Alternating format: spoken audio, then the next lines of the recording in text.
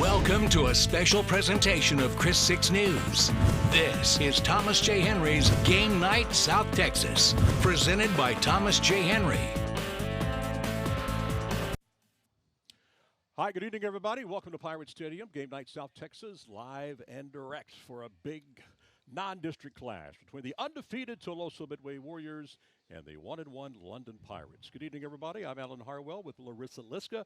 Ron Hamby will be joining us on the sidelines. Both teams are about to run onto the field on this special Thursday night broadcast, and this is going to be a fun one. This is a good one that we kind of had we had this one circled on our calendar a long time ago, Larissa, and here come the home-standing London Pirates. London looking to bounce back after playing a tough Refugio Bobcat team last week. In fact, London actually scored first. They were up 7-0 over Refugio before the Bobcats took control. But one thing I can tell you about this London offense is they love to throw the deep ball. They're pretty balanced, but they've got some talented wide receivers coming back.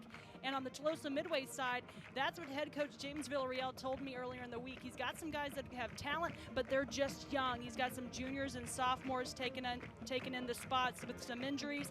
So expect that to be the area that the Warriors worked on this week to try to go up against London. In fact, he said it's going to be great helping them for district because London reminds Tuloso-Midway of their opponent Zapata. So this will be a great matchup. And then on the Tuloso-Midway side, if you haven't seen Damian Figueroa, I mean, number 5, you see him across the field over there.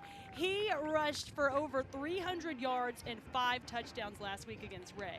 The coin toss is about to happen. We have an honorary captain tonight for the London Pirates. That's Tom Braun, a longtime athletic trainer who's retired now. But the ironic thing is, Larissa, he spent many years here at London. He spent a lot of years at Tuloso-Midway. So this was a perfect night to honor Tom Braun, one of the all-time great high school trainers who's now retired. He's been retired many times and always comes back. And but now he says, this is it. We'll see how long it lasts. Anyway, you see Tom out there in the maroon shirt.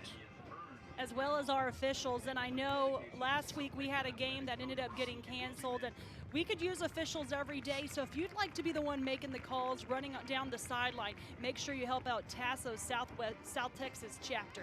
That's my understanding. We only have 17 teams right now. I mean, they can, and so, I mean, a lot of them are working Thursday and Friday nights back to back. They're cashing in, I guess they could say.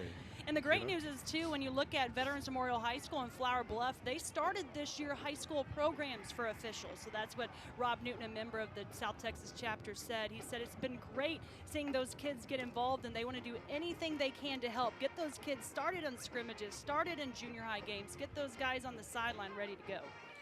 All right. They flipped the coin, and looks like London may have won the toss, but they're going to elect to kick off. All right, we got to take a quick timeout. It's Game Night South Texas live from Pirate Stadium. When we come back, we'll have the opening kickoff right after this quick timeout.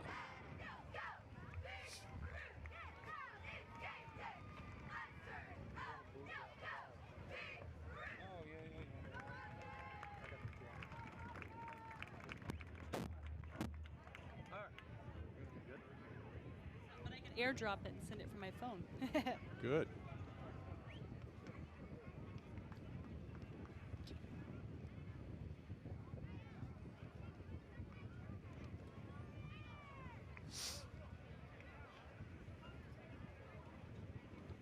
So I guess we still don't have a camera for Iran, unfortunately. 3 went live. Oh, they did? Yeah, what's his name down there on the 35-yard line? Oh, yeah, they go live every Thursday. No sponsors for the pregame, right? Right.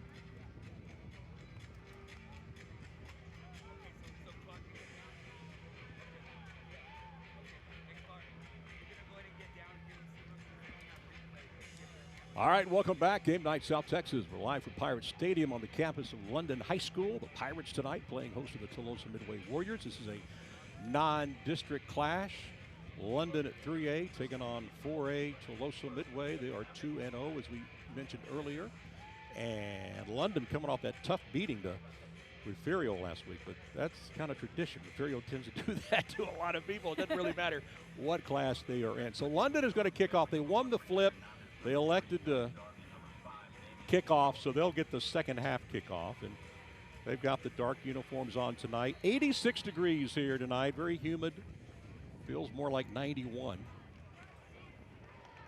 And we have that second-year turf on the field. I loved seeing that turf last year on game night South Texas, and it looks great again this year. All right, we are underway now. And the kick will be returned by the Warriors.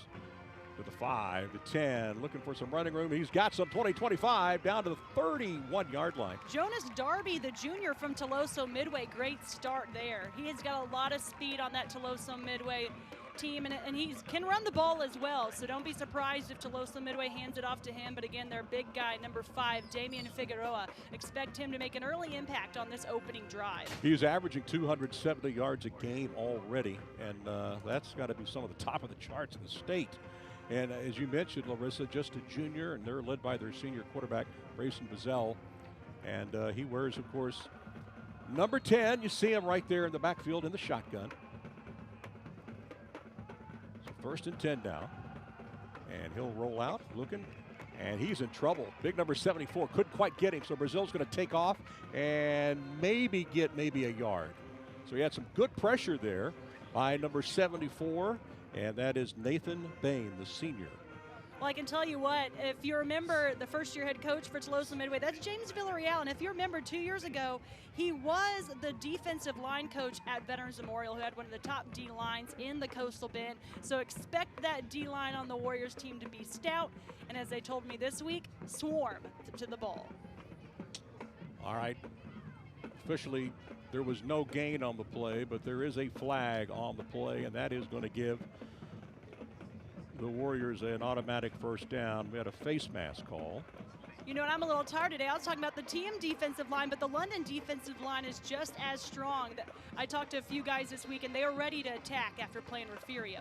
All right, so 1st and 10 now for Tuloso-Midway from their own 46-yard line. They'll hand it off to Figueroa, and Pirates do a good job of keeping him from gaining hardly any yardage. Joseph Benavidez, number 54, with the early tackle. And that's one thing London said they want to work on. They said one thing that Refugio exposed them with is they didn't have strong tackles. Again, like you said, when you're going up against Refugio, it's tough to do a lot of things.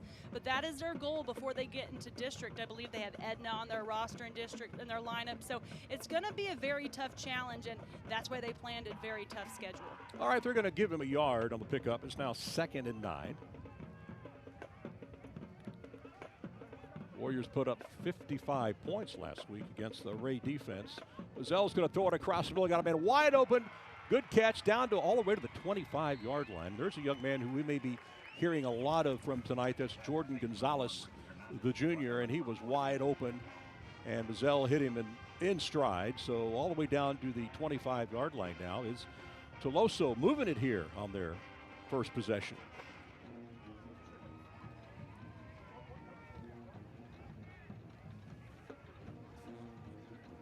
Want to remind everybody that our first down sponsor is Precision Air. So we've already had a couple of Precision Air first downs tonight. The Warriors now have it. All about the 25. High snap. Bazell gets it back, or does he? And boy, that's a huge loss all the way back to the 47-yard line. Arturo Garza on the attack. That's a 22-yard loss, Larissa, so it's now going to be 2nd and 32. You know, I take that back. I'm getting all my rosters confused. I was joking earlier. I said last week we had 2 orange teams, and now we have 2 maroon teams. So that is actually Andrew Rendon who had the tackle, and Andrew was one of the guys I interviewed leading up to this week. So expect him to be getting in that backfield a lot, causing some havoc for Tuloso-Midway. I don't know if I'm colorblind, Larissa, but they look like they're black uniforms to me from up They here. are, but you know, both teams being maroon, and it still confuses me. Their natural color. All right, here we go. 2nd, and I got to emphasize long here. 2nd and 32, obvious passing situation now for the Warriors, and I think they moved early. That's going to be another 5-yard walk-off. A lot of flags here in the first few plays of the game. We also had a timeout call. Did they get they may have gotten the timeout call before the flag, and that they did. So we'll stop the clock here. All right, we're going to take a timeout. We're just underway, 9:31 to play here in the first period. Game night, South Texas. We're scoreless. We're back after this.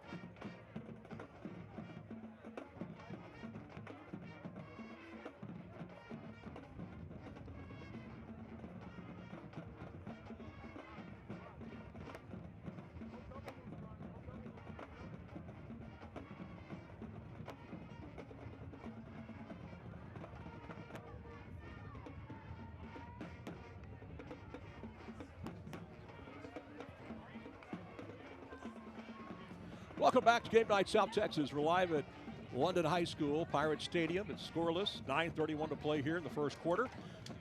This is Tuloso's opening drive, but boy, I tell you, they're in a hole right now. It's second down and 32, and they'll flip it out, and boy, nothing there. Did the ball come loose? It did not. That was a really good play again by that London D. It's almost like they know what's coming, Larissa. They do. And, you know, I just got to add, sorry again for all the confusion. I learned why I've been messing up. Last week when I looked at highlights, London wore those icy whites. They wore the all-white jersey, so that's why I'm picturing those highlights, and that's why it's throwing me off. It took me a while, but I apologize. I'll get it straight. I have on my notes now, London in the black jersey, TM in the white jersey. All right, nothing to apologize for. It's all good. Third down and 33 for TM. Let's see if they've got him a 33-yard play in them here. And Mazzell will drop back, and he'll flip it out. This is Figueroa. Figueroa is going to be stopped well short of a first down to about the 41. So this may be one of those no-man land plays, right, where you may, well, they're going to punt. I thought they might try to go for it because they're almost too close to the goal line to punt, but they're going to go ahead and do that. Number 25, Andrew Rendon, again getting in the backfield. He's one of London's biggest defensive linemen, so expect him to hear his name all day, Andrew Rendon. Of course, Mazzell is also the punter, Larissa. You know that. He plays quarterback and he punts.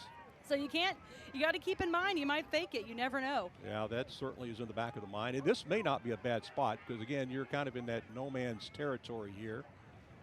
But let's see if he tries to kick this one into the corner. Izzy Liel in the backfield along with his teammate number 3, Aiden Salinas, who lets the ball roll. All right, not much of a roll. That ball will roll all the way down to about the 11-yard line. So that is where the London Pirates will start. So pretty good defense by the Pirates on that first drive. And now the offense will take over officially from the 12-yard line. Izzy Liel, you know, I remember him last year, especially in our Game Night South Texas game against Orange Grove. He's very quick. He's not the biggest guy out there, but keep an eye on Izzy Liel, number 5. Of course, the Pirates are led by junior quarterback Alexander Manning. He was a starter last year just as a sophomore. And we've already got movement. And this is going to go against, I believe. Who are they going against here? They go against Tuloso-Midway. No, it's not. It's going to go against the London Pirates. So just like that, it's a 5-yard walk-off. First down and 15, now deep in their own territory. Got to be careful here. Under head coach Robbie Moreno in his 15th year. The only head coach London's ever had in their football program. And they'll hand it off. And this is Leal. And Leal kind of gets them out of the goal line and made a couple of yards on the run. Moreno and the Pirates, they made sure to tell us that this is the first time these two schools have ever met on the varsity football level. So it's a very exciting night for both programs. And it's good that we're here to have it, right? Yeah. You know what's great about these two teams? They actually both planned to be on Thursday on purpose so they could get us on this TV game. I like that. That made my job easy. That was a 4-yard pickup. It's now 2nd and 11.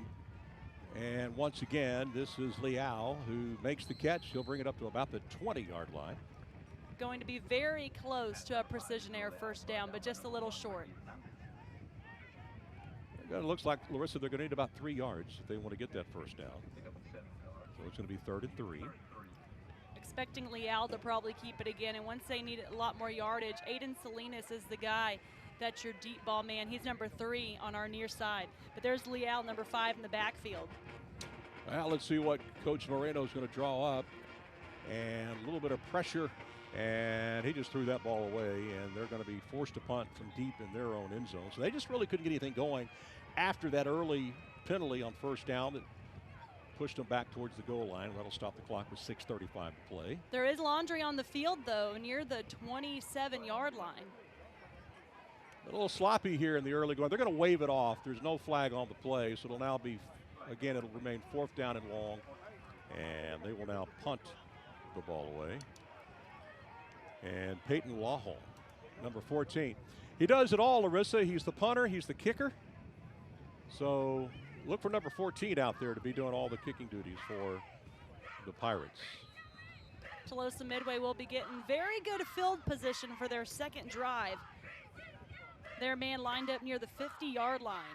All right, let's see where Lawhon is going to want to place this ball. That's a really good kick. That may get some good roll too. And it's going to roll out of bounds to the 40-yard line. So TM will start 1st and 10 from there. So both teams have had the ball, and neither team could really get a whole lot going on. TM did have a nice pass play in the opening drive, but both teams have done very well in the trenches this game so far. I wasn't sure this game was going to be either a high-scoring game with, London's air raid and TM running it down, or it was just going to be a heavy defensive battle, and so far that's what we have. I think in the long run we are going to have a high-scoring affair. I think we're going to have a lot of highlights at halftime. No highlights yet. We're going to get one here pretty quick, I have a feeling. All right, here come the Warriors. 1st and 10 from their own 40-yard line. Again, their quarterback is their senior, Brayson Bezel. A dual-threat quarterback. He didn't show it on the first drive as much, but he can run with it and gain some good yardage. He'll hand it off to his buddy, Figueroa. And again, not a whole lot there, maybe about 3. Again, this is a young man who came in averaging 270 yards per game. And it looks like London's defense has done their homework. That was Dayton Mason, number 6, the junior for London, leading the Pirates on the tackle. But it was a group of Pirates selling in to get that tackle. Well, that was a 3-yard gain. It'll now be 2nd and 7.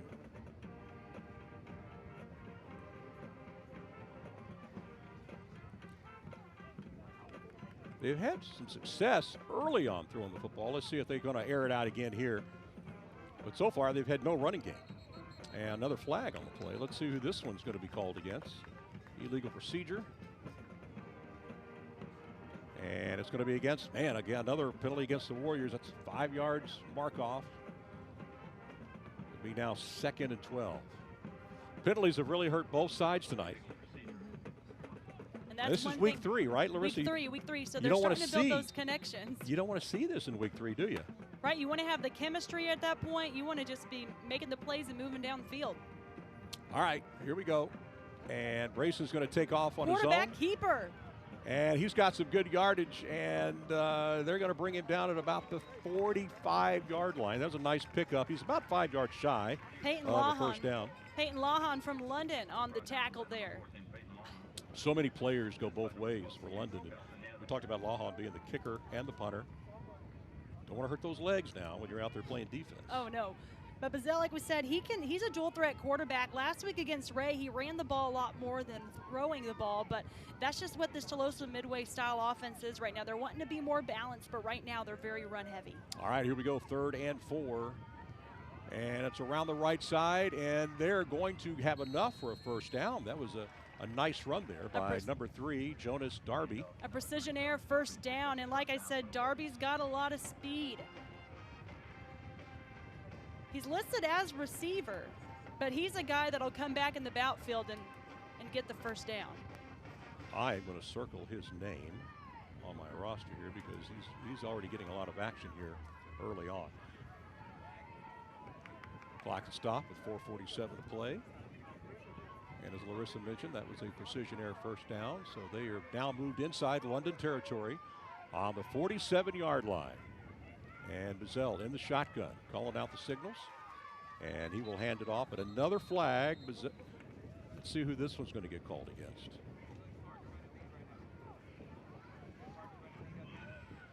All right, illegal procedure again against the Warriors. It'll be another 5-yard muck-off. So it'll now be 1st and 15. So far, penalties have been the highlights of our game. They have, like you said, week 3, getting the chemistry down. I know Tuloso-Midway battled a few injuries last week against Refugio, but, those backups or whoever's filling in, everybody needs to have that chemistry ready to go because district's just around the corner. Some teams are even starting district this week. All right, Bezel again in the shotgun. The only game tonight in the Coastal Bend, so this is the primetime game. All right, timeout. And the Warriors call another timeout. All right, we're going to take a timeout. 4:41 to play. You're watching Game Night South Texas live from Pirate Stadium on the campus of London High School. We're scoreless. We'll be back after this.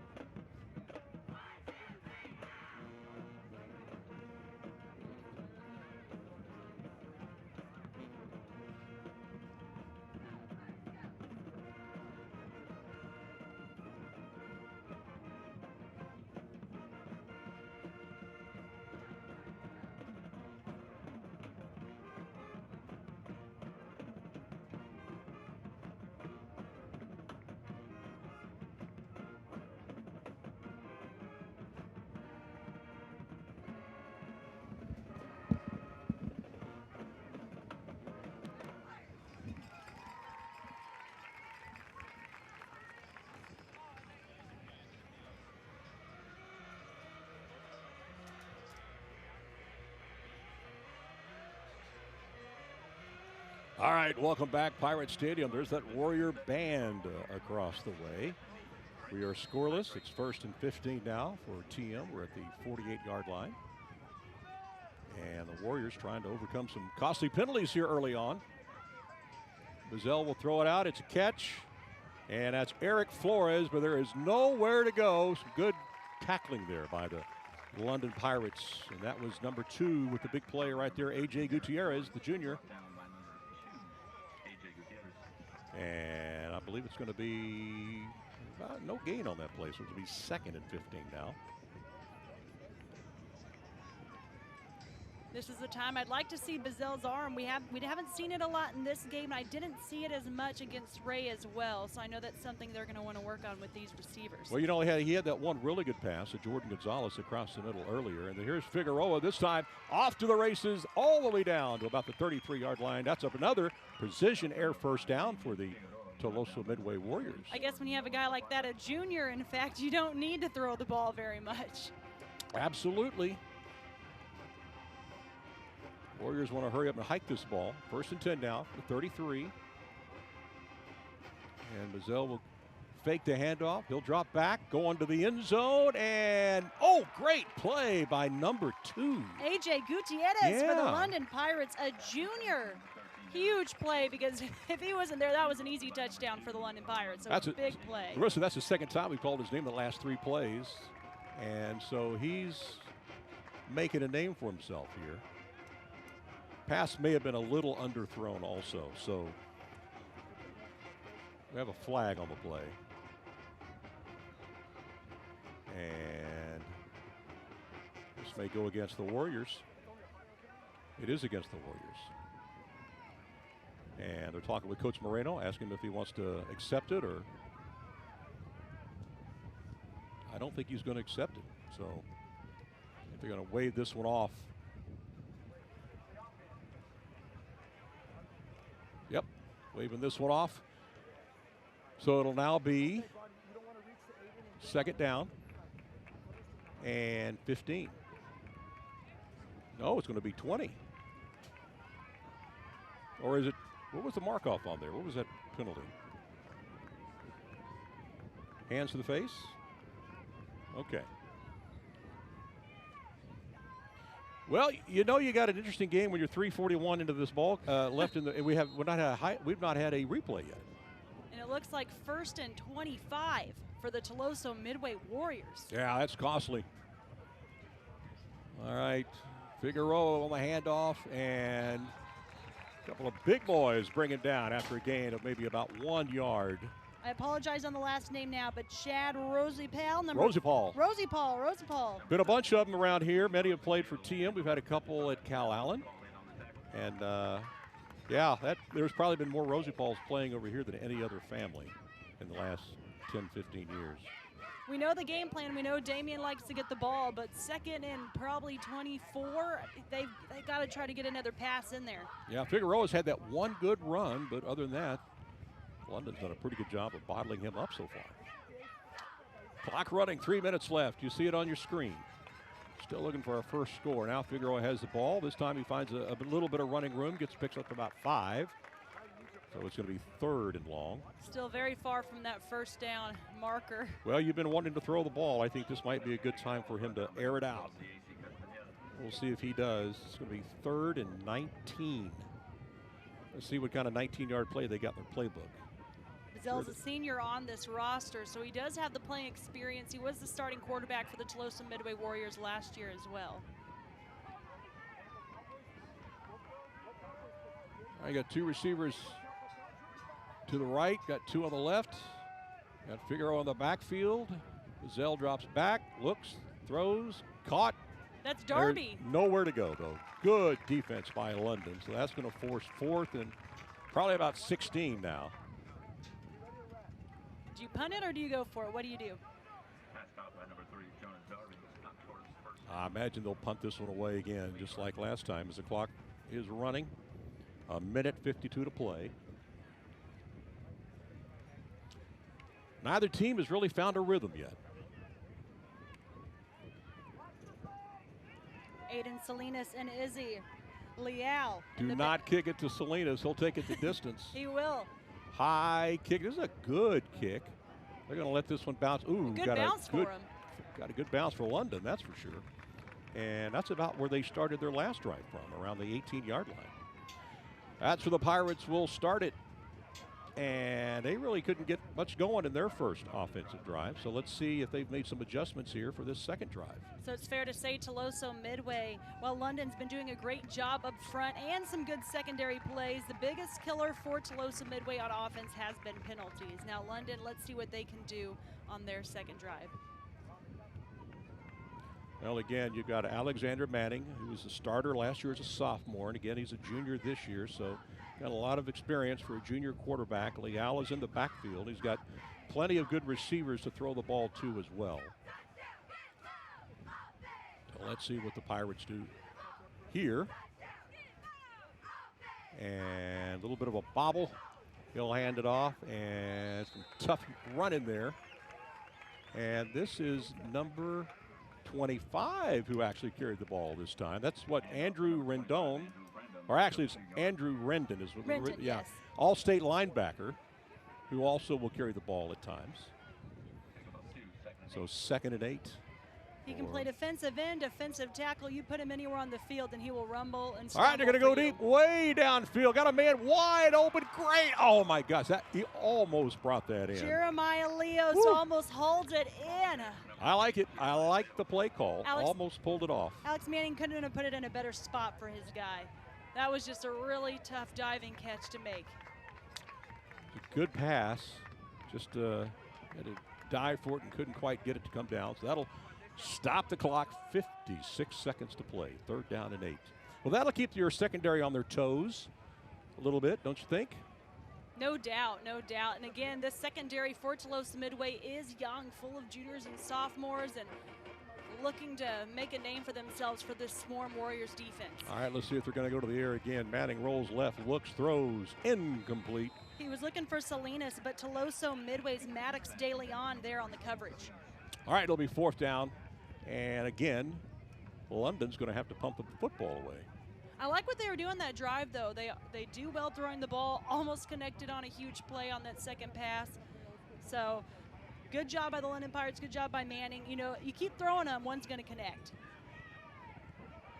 Well, they're certainly trying to open it up more on that second drive. So once again, Peyton Lawhon, number 14, in the punt the ball. More great field position for Ricky Hernandez, Tuloso-Midway Warriors punt returner.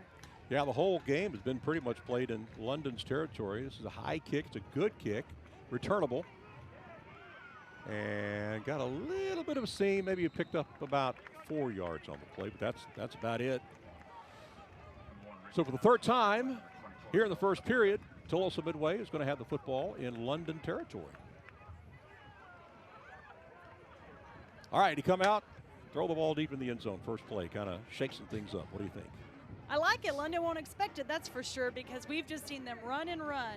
But thank you so much to Thomas J. Henry. Again, we could not be doing Game Night South Texas without Thomas J. Henry, as well as the Friday Night Fever. They've been a great sponsor for us and allowing us to cover our Coastal Bend programs. We're all over the area this year. Really excited about some games. Next week, we've got Carroll at Cal Allen. Oh, can't wait for that one. It'll be fun. Carroll's, looking for a win. They've been close, but they've been struggling a little bit this year, and so they'll be looking for a win. But Cal Allen's been rolling this season so far, undefeated under their new head coach. All right, there you see Bazell, the quarterback of the backfield. He'll take this one himself, trying to weave his way up the middle. You're right, and it's recovered by the big man, number 77 for the Warriors. And he was Mr. Johnny on the spot. He saved the day. Yeah, it's Noah Gonzalez, the sophomore. Great vision by the sophomore to pick up that loose ball. Well, they had about an 8-yard pickup, but then the ball rolled backwards, so it ended up only being about a 2-yard pickup. That's what I noticed last week against Ray. There, on both sides, TM and Ray, there were some fumbles, so I was hoping to see the team, cover that up a little bit better as we get into week 3. All right, here goes Figueroa. And Figueroa trying to find some running room, and not a whole lot there. May have picked up a couple. And that'll be the final play of the first period. So after 12 minutes, no score. It's 0-0. You're watching Game Night South Texas. Alan Harwell with Larissa Liska And Ron Hamby, hopefully we'll get him on the sideline shortly. We'll be back after this quick timeout.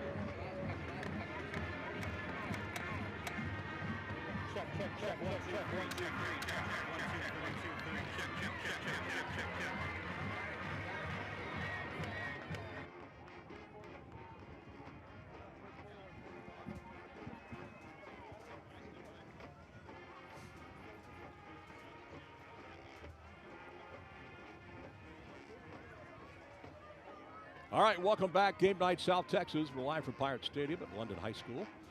This is a non-district game, week 3 of the season. And the Warriors have got the ball. And it's 3rd and 6. They try to keep this drive alive on the Tuloso-Midway Warrior 43-yard line. Again, Bazell is the quarterback. Got 2 runners in the backfield. And fake the handoff. He'll toss it out. And this is... That's Jonas Darby. Yeah, Darby is brought down. I believe he may have enough for a precision air first down, right? That's right, that's right. Moving the chains. One of the first drives we've seen that so far for Tuloso-Midway. So that's a good drive there. Good way to start coming into this second quarter. I mean, this is a team that put up 55 last week on the Ray Texans. And you know, at that game, they did have a slow start. It was that late in the 3rd quarter, 4th quarter when the Warriors really found their connection and really got it going. All right, they got the ball down the 36-yard line. And Figueroa will take it up the gut, picks up about 5. Big tackle by Izzy Leal, though, to take him down, number 5 for the London Pirates. Pirates with some really good tackling tonight. That was their number 1 goal, working on all this week after playing Refugio. Good technique. 2nd and 5.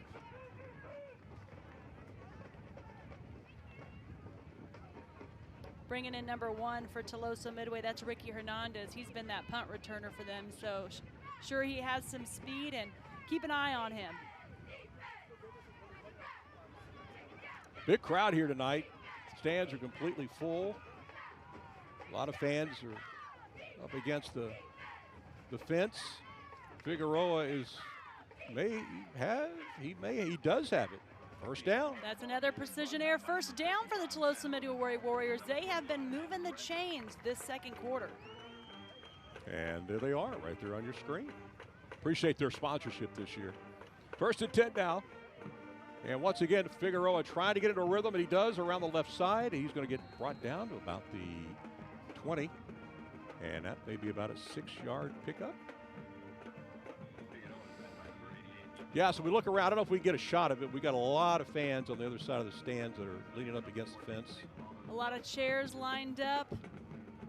They've really done a lot to the stadium since. You weren't here back in the day when this first opened up, but they have really, really done a lot to enhance the stadium experience. So this is a shot of the London side, and the stands are a little bit bigger on that side. So on the Tuloso-Midway side, you'll see a lot of fans are lined up, but Tuloso-Midway, they're hoping to see their team score as they're inside the red zone. 2nd and 5, Figueroa trying to get that first down, and he does as he ducks slow, gets down to about the 15. That'll move the chains. Precision air first down for Figueroa. Just keep handing him off the ball. As much yardage as he has, you know, it'll be interesting to see what he looks like week 9, week 10, week 11, because he's just been carrying a lot of weight on this team this year. But, you know, he's very powerful, very elusive back. When you get a close, tight shot of him, you see that he likes to spin, so he's really tough to bring down, a lot of speed. 1st and 10 now from about the 16-yard line. Big offensive line there. You can see the big boys there up front. And Figueroa will go around the right. Got a hole all the way down to about the 7-yard line. That's going to be close to another first down. Not moving the chains on that one, but like you said, very close. And they are trying to get up there quick to snap it again. And I believe we're going to have a timeout called on the play. It looks like they had a couple of guys run it off and 3 run it on, and that's not going to work. So we got us a timeout here at Pirate Stadium. Again, 8:52 to play. We're going to go to break. We'll be right back. You're watching Game Night.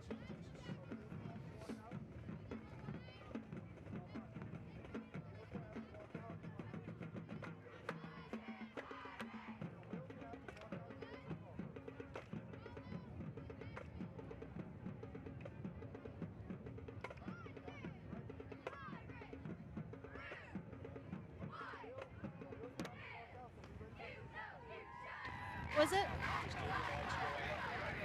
Oh, that's why I didn't touch it. I was like, I'm not touching the lights.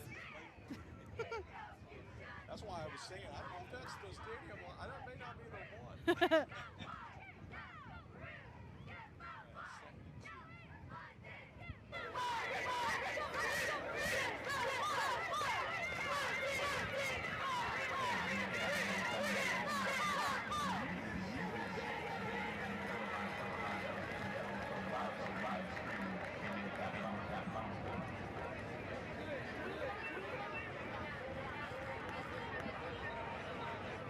Welcome back to Pirate Stadium. It is 2nd and 2 now for the Warriors. They're threatening here as they are close to that. London's, we got a flag on the play. Another flag. I think that's the 12th flag we've already had here in the first half. Tuloso-Midway, a lot of flags going to Tuloso-Midway, and you know Coach James Villarreal is not happy about that. So we'll see what TM looks like in the next couple of weeks, at least toward the flag situation. A lot of movement on that offensive line, and they're going to push them back 5 yards. It'll be 2nd and 12 now as they push the ball back to the 13-yard line. There's our view of the Tuloso-Midway fans. You can look along the fence line. The Warriors are lined up, hoping to see if the Warriors can punch it in or if the London Pirates can hold them back. Well, they have a good view of it without a doubt. Mazzell across the middle, caught inside the 5. That'll be enough for a Tuloso-Midway first down. And again, it's number 7 who comes up with the big play, and that again is Jordan Gonzalez. Precision air, first down for the Tuloso-Midway Warriors. First and goal inside the 5. This is the closest that the I couldn't Warriors tell if have it gotten. was a 7 or a 1. I will say it might have been number 1, which would be Ricky Hernandez. I'm not sure. He's been making some plays as well. All right, it was number 1. That's been confirmed. Good eyesight there. Mazzell is sacked big time. Now that's a 7. That is a 7 right there. JoJo Gonzalez. Wow. JoJo's a senior on this London Pirates roster. Well, again, it's almost like the London was in Tuloso's huddle there and knew what was coming because there was no doubt. Tuloso-Midway throwing the ball on that last play. I think they got a little excited, said, hey, let's do it again. We were able to complete it, and London knew it was coming. They've been watching their film, knowing how to prepare.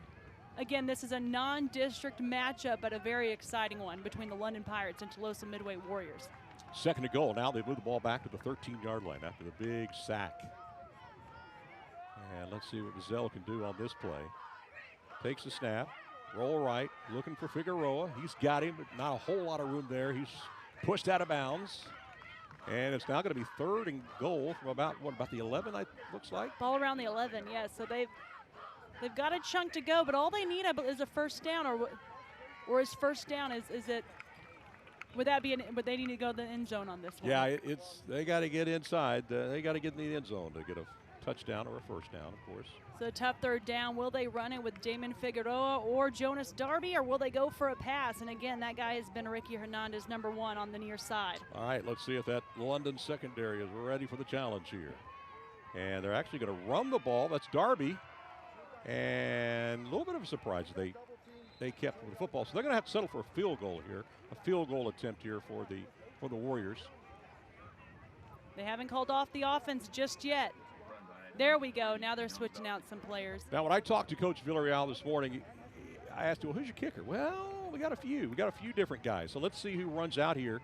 Looks like we're going to have of course, Mazzell's going to hold it. Looks like a 15 or I don't want to guess yet. I can't tell. If he just turned a little bit more. Young man, look this way, please. Looks like a 19. Well, we do know it's right down Main Street. And Sergio. it is good. We have a flag on the play. Let's see what we got. Ruvalcaba knocks it home, but we do have a flag. Let's see who it's against. Warriors are walking off the field. So it must be against London. They may actually take this penalty and try to score a touchdown and take the field goal off the scoreboard. That's exactly, I think, what they're going to do here.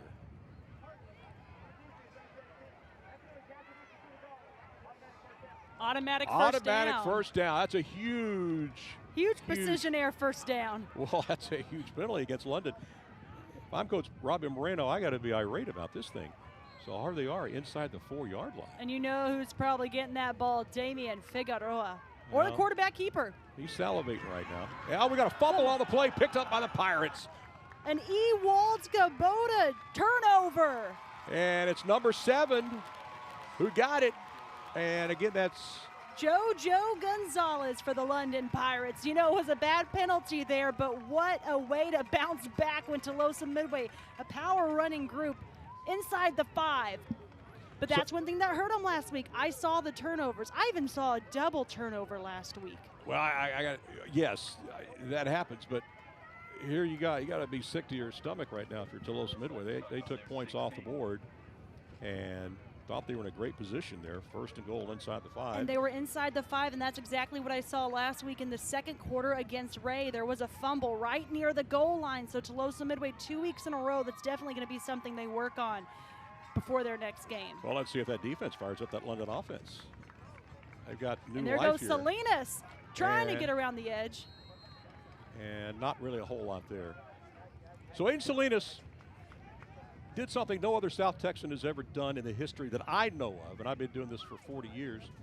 Newcomer of the year in football, newcomer of the year in baseball, newcomer of the year in basketball last year as a 9th grader. I don't ever recall that ever happening before. He's got a lot of talent. His dad is a coach in baseball and in football, and you know, great athletic family. So it's great to see his athleticism helping out the London Pirates. Well, his dad was probably one of the greatest baseball players in Moody High School baseball history. Got a timeout on the field. Want to take a break? Let's find out. All right, we're going to stay put. All right, so you said this is the only game tonight, correct? This is the only game tonight. Very unusual. Considering the official shortage. So talk about what you got tomorrow night. So tomorrow night, you know, our game of the week's very interesting. Yeah. The Alice Coyotes, they are coming off a tough loss last week against the Cal Allen Wildcats.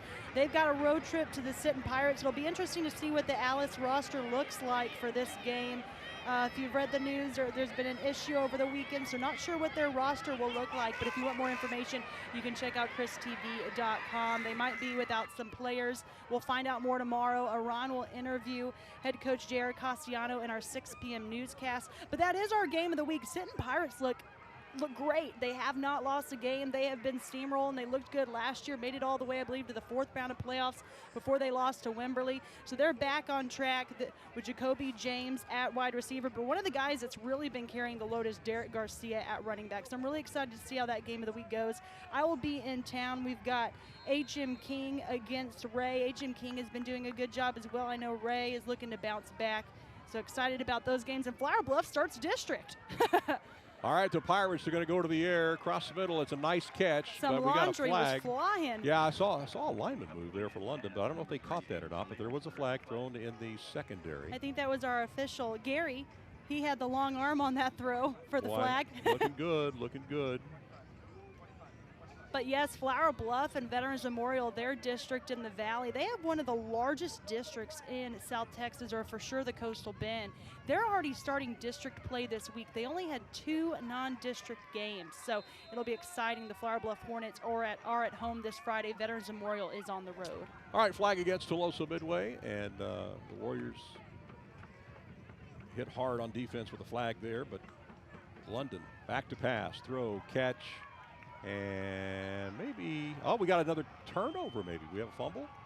Who got it? The coaches sure think so, but I haven't seen anything from the officials just yet. Fumble on the play. Can we do a replay on that one, guys? Do we have that? Let's take another look at that. And let's see if the ball, miracle method. Thank you so much for bringing us the replay. So Izzy Leal, number 5, is going to go to the left, and he's going to get the ball right around the marker. And like he was down. He was down. His knee was down. Good no call by the officials. I know Tuloso-Midway really wanted that back after that fumble near the goal line, but London has the ball again on 2nd down. 2nd and 8. And Manning, the quarterback.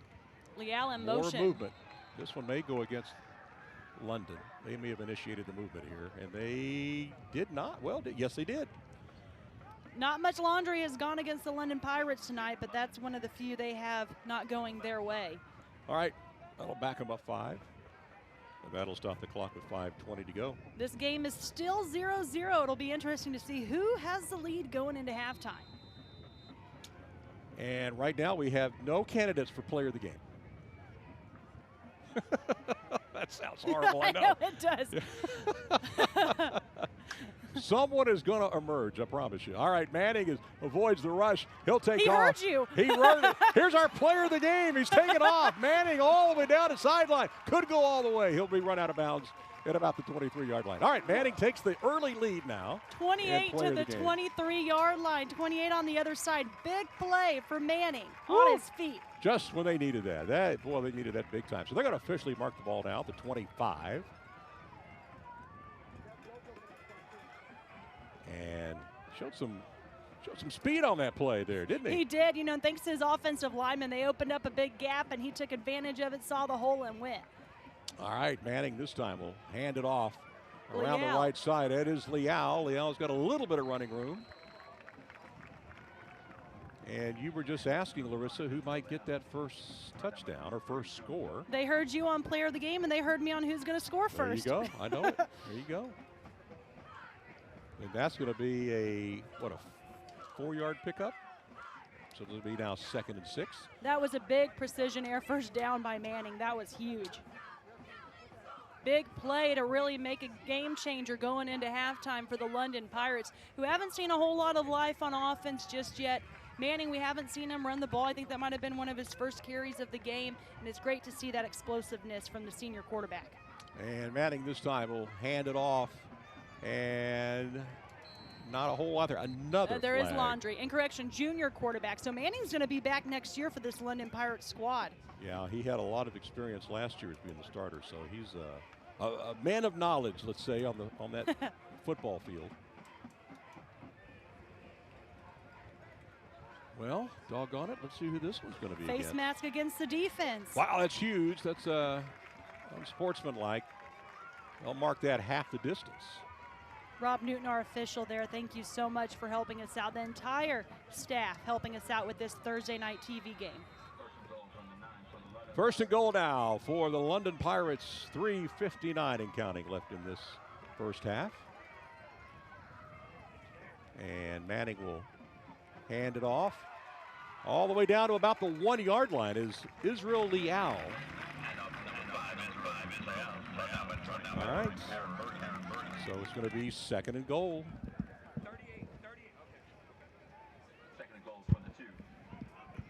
On the 2-yard line, here come the London Pirates looking for the game's first score. And another early movement. Who's this one going to be against? And I believe it's going to go against the London Pirates. It's going to be a 5-yard mark off. That'll move them back to about the 8-yard line, where it will be 2nd and goal.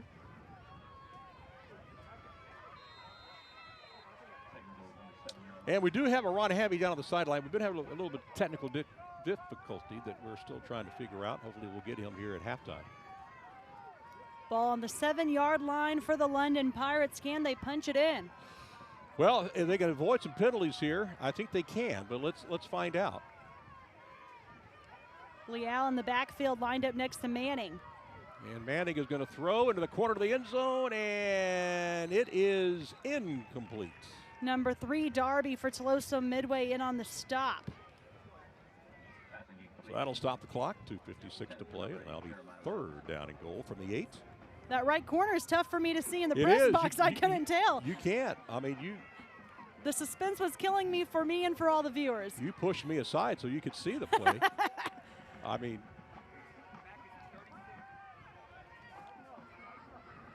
So London again faced with 3rd down, ball I around like the that 8-yard view. line. I like that end zone view. 3rd down and 8. Let's see what Mr. Manning is going to do. He's back to pass, rolls left, got running room, and he is going to score. Wide open spaces for Manning. That is a Aztec Auto Group of Beeville touchdown from 8 yards out. All right, got us some highlights on this drive. Manning was the man. He had the long run, and then he runs it in for the score. Again, thanks to Aztec Chevrolet, our touchdown sponsor. The Pirates draw first blood, 6-0. And they got to be feeling pretty good about that. They will get the ball to start the second half. So Lawhon in to try the extra point. The kick is up, and it is good. So with 2:49 to play here in the second period, it's now 7-0 London Pirates.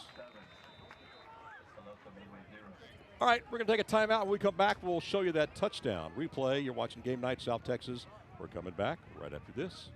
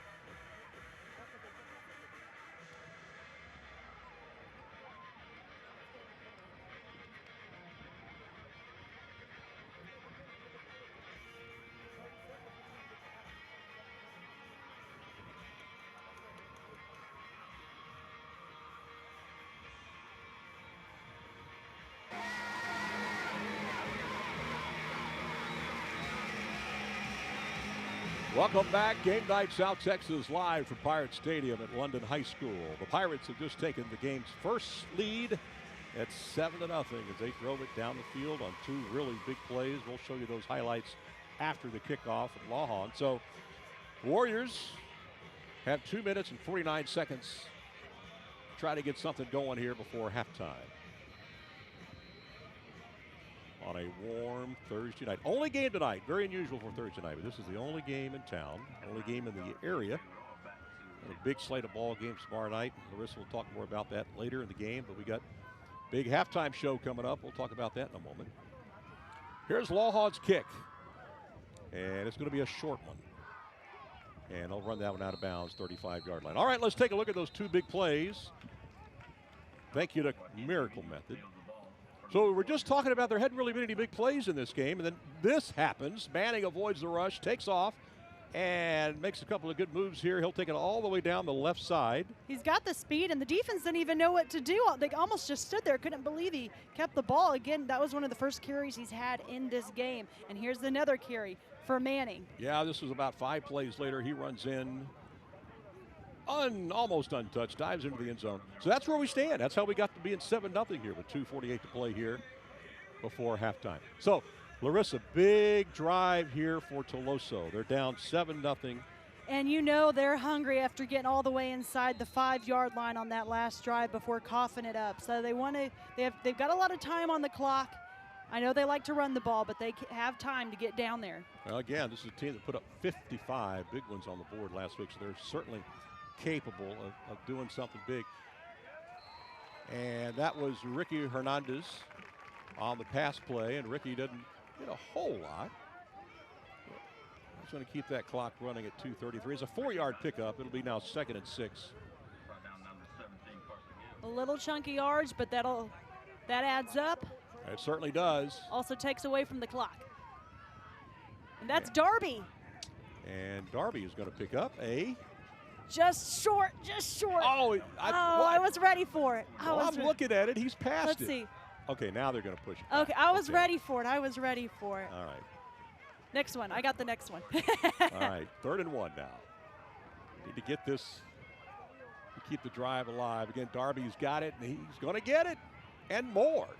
There's that precision air first down we were looking for. Darby. You know, it looked like the same play they just did. You know, clearly on that line, they have an edge on that right side. They're taking advantage of it. Darby showing some speed. Again, Darby's the speedster. Figueroa is the power back with some speed as well. But they are moving down the chains with just under 2 minutes left to play. And they've got it on the 40-yard line. They have pretty much been in London's side of the field all night long. Here's Darby again. Almost looks like the same play again.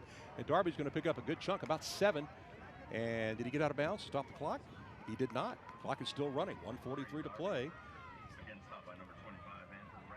Looks like that TM's got a couple of timeouts left if they want to use them. About 6 to 7 yards to gain. And they're going to hurry up. Minute 30. And Grayson. London trying to get off the field. Clock running. We still got plenty of time on the play clock, 16 seconds. But they lost a lot of time on that scoreboard clock. A minute 14 now. Again, they're sitting with 2 timeouts in their pocket. High snap over the quarterback's head. Brayson's going to jump on it. That's the second time we've seen that tonight. All the way back to about the 48-yard line. You know, Tuloso-Midway was taking their time, and it made me think they had a lot of penalties earlier. So they, you know, while the clock is, you know, key, they're also trying to be patient and not move the ball backwards. But right when I was about to say that, that's when that happened. Got to give a shout out to Rally Credit Union. I've got some pictures with the cheerleaders. They're always helping me out, throwing out a Rally Credit Union towel. So thank you so much to Tuloso-Midway and London. Well, that was a big drive killer there. The snap over the quarterback's head, and now Zell's going to throw it out over the head of number 5, Damian Figueroa. That'll stop the clock with 33 seconds to play. It's 4th down. They're going to have to pump the ball away. London may have a few seconds here to do something with the football. And you know it, like you said earlier, if they kick the ball to Aiden Salinas, he can turn on the jets and around the corner. But same thing with Izzy Leal. He's got some speed. So 2 punt returners in the backfield ready to try to make a play for the London Pirates. And if they could score with 33 seconds left, that would be a game changer for the Pirates. Now, 2 bad snaps have really hurt TM. Both times they were inside the 20-yard line when it happened. This is a good kick and pretty good roll, too. It's an excellent roll, actually. All the way inside the 10, to the 5, to the 4, to the 3, to the 2. That is a beautiful punt right there. That may be one of the best punts we've seen this year already. 19.8 seconds. I imagine that London's just going to go to a knee here, being that far deep in their own territory. So we got 2 really nice feature stories we want to show you at halftime. We got both bands. You're going to have your halftime highlights. We will, and we'll have our feature stories on both programs. Our neighborhood news reporter, Tony Jaramillo, and Tyrese Boone helping us out today.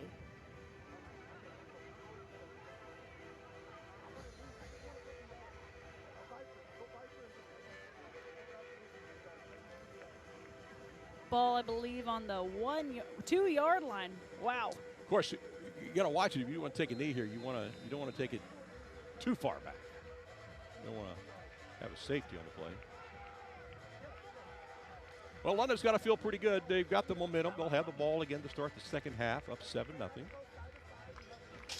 Well, they ran into a buzzsaw last week against Refugio, but Refugio is, despite the coaching change, I mean, he's been there, their new head coach. He knows the system. And Coach Cox has been there. I heard they have got some speed. Well, they always have speed, but they've got the size to go along with it. They do. Jordan King, he just gets stronger and stronger every year, a senior running back for the Bobcats this year.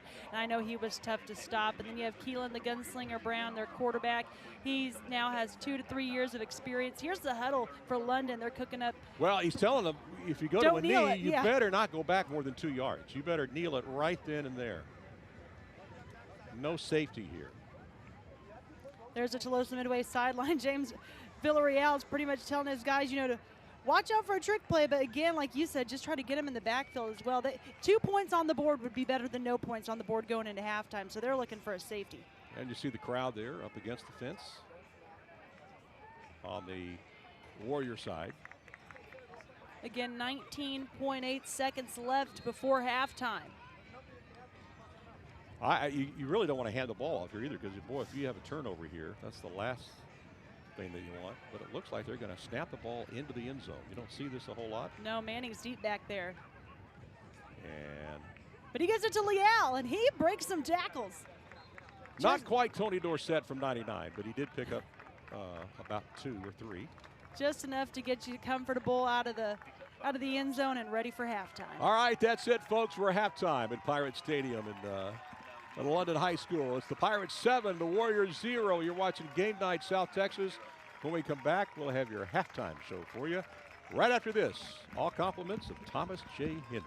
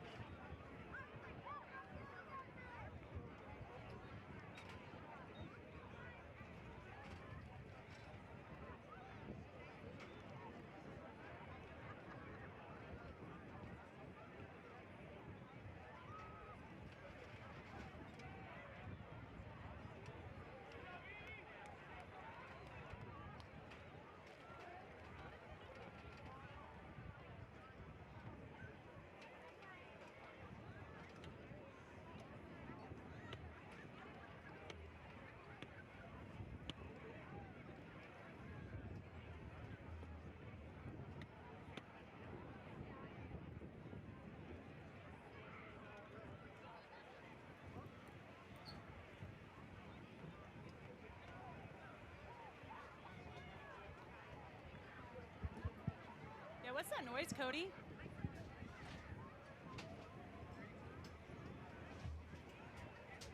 Hey everyone, I'm Larissa Liska. Welcome back to Game Night South Texas, a beautiful view of Pirate Stadium. And we've got the bands lining up, but first, our halftime sponsor, Truckers Equipment. But before we go into the bands, we have to highlight one of our stories. Tuloso-Midway took the field with heavy hearts as they remember one of their own. Neighborhood news reporter Tyrese Boone went down to the school to see how they are honoring student Liam Benavidez.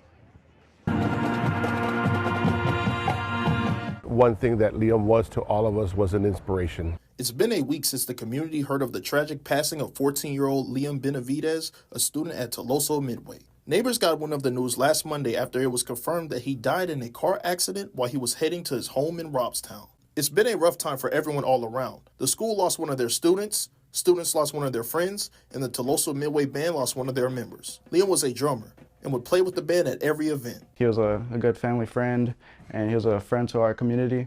And I know our band members took it very heartily, and even football too. We play for him, and we march for him on Friday and Thursday nights. As the team is preparing for their next game without Liam's presence on the field, band director Ralph Morales says the band will continue to remember their own bandmate with a special gesture going forward. We're going to leave his marching spot open the entire season. because he was that important to our band program. So throughout the year, throughout the season rather, we will have this marching spot open in his remembrance and obviously to honor everything he did for our band program. Even though this might be a difficult time for the band, Director Ralph Morales tells me they will continue to play to the best of their ability in honor of Liam. Reporting from Annabelle, I'm your neighborhood news reporter, Tyrese Boone, Chris 6 News. Thank you, Tyrese. And as you see, the Tuloso-Midway Warrior Band is getting ready to perform. Now, if you watch this game on the other side as the Tuloso-Midway stands, and they have their band poster up on the sideline, it says, "Live like Liam." So this band performance is for Liam.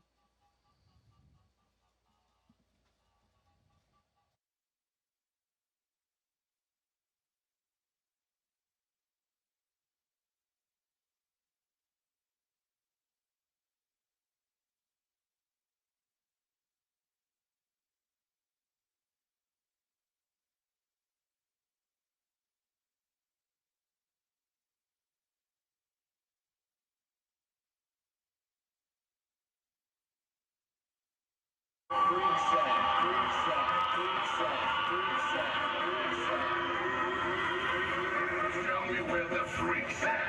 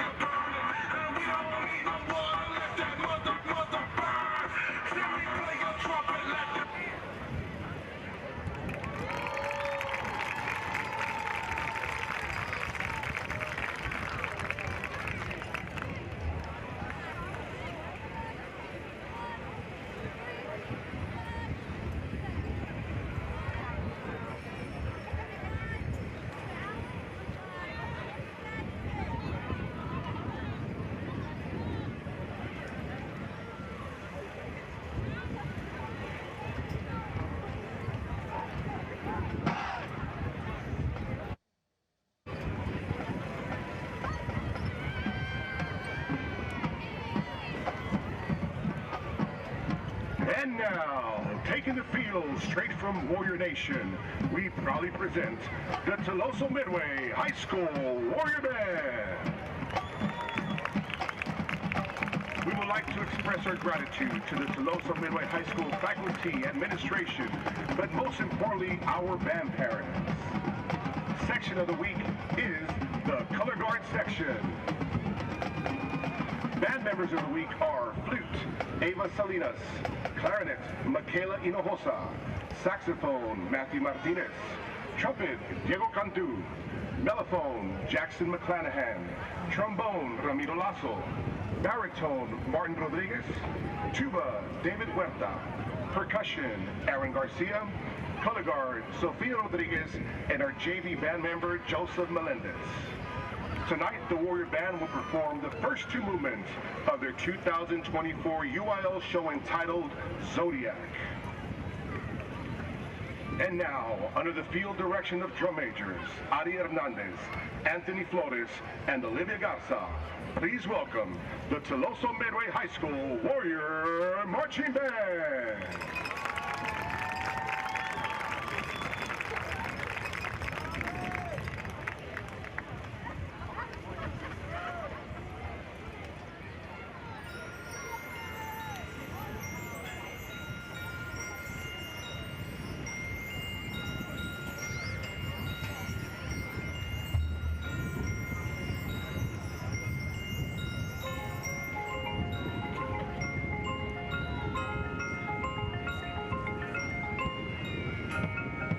Our band break sponsor, Texas A&M University, Corpus Christi.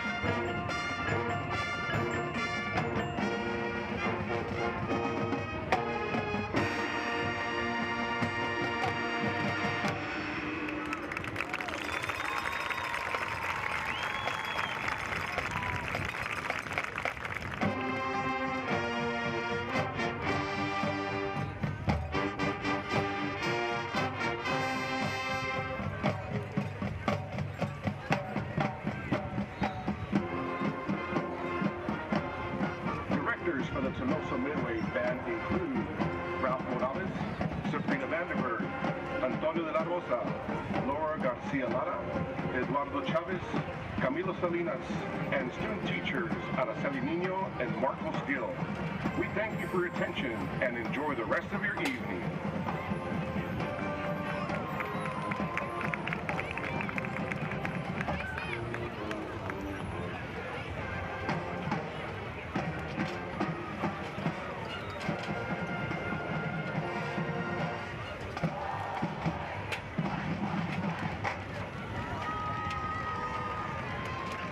And that was the Tuloso-Midway Band. Stay with us for the London Band and more after this quick timeout.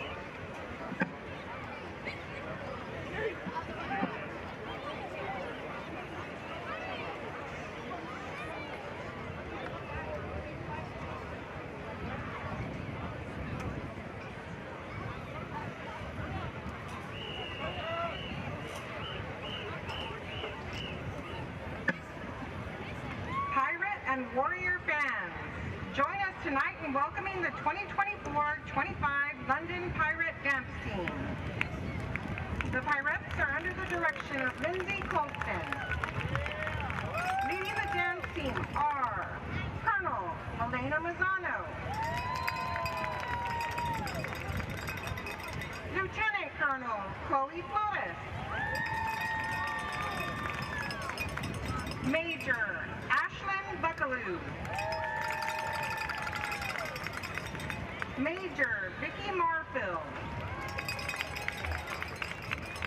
Major Sophia Gutierrez. Welcome back to Game Night South Texas. Major The London Caitlin cheerleaders Matute. and band are ready for their halftime performance. Pirate of the Week is Nayland Lozano.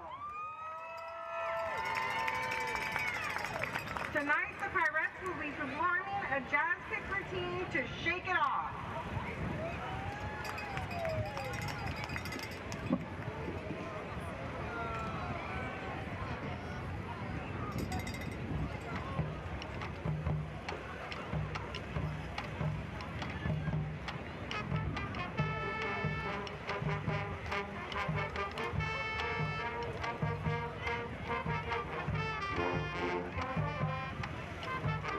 Great dancing by the London Pirates. This is your band break sponsored by Texas A&M University Corpus Christi with your Pirate Band.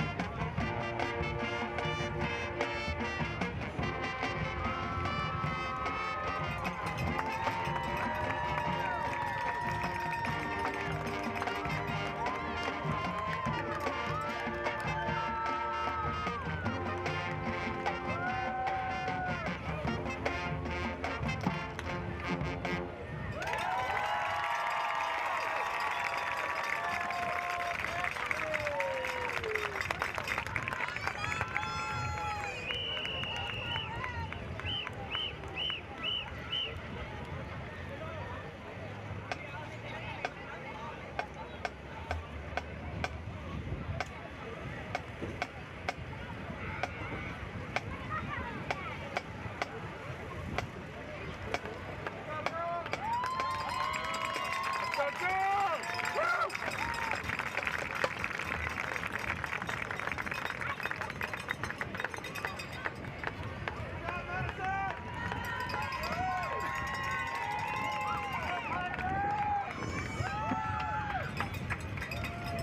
evening, ladies and gentlemen, and welcome to tonight's halftime performance.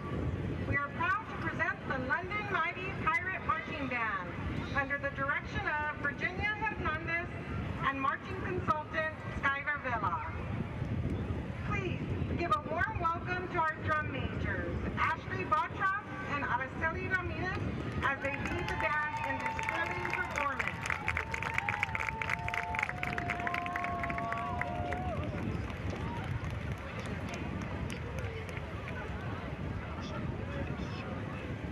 Tonight, we will take you on a dizzying journey. This exciting production is a whirlwind of sounds that spirals through mesmerizing melodies and pulsating rhythms, capturing the essence of spinning motion and exhilarating disorientation. We invite you to momentarily step away from the ordinary and plunge into a world where every twist in the melody and every turn in the harmony disorients the senses. Get ready to experience the unexpected as the London Mighty Pirate Marching Band proudly presents their show, Vertigo.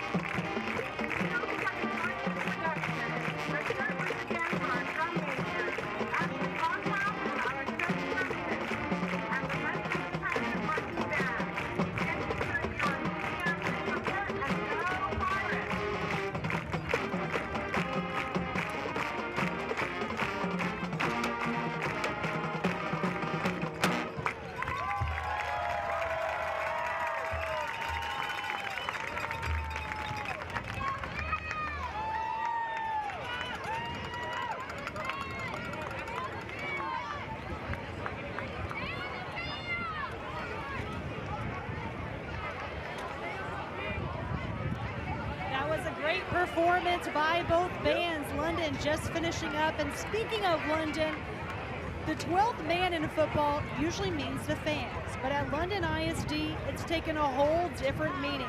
Neighborhood news reporter Tony Jaramillo introduces us to Johnny Garza, the school sports media person.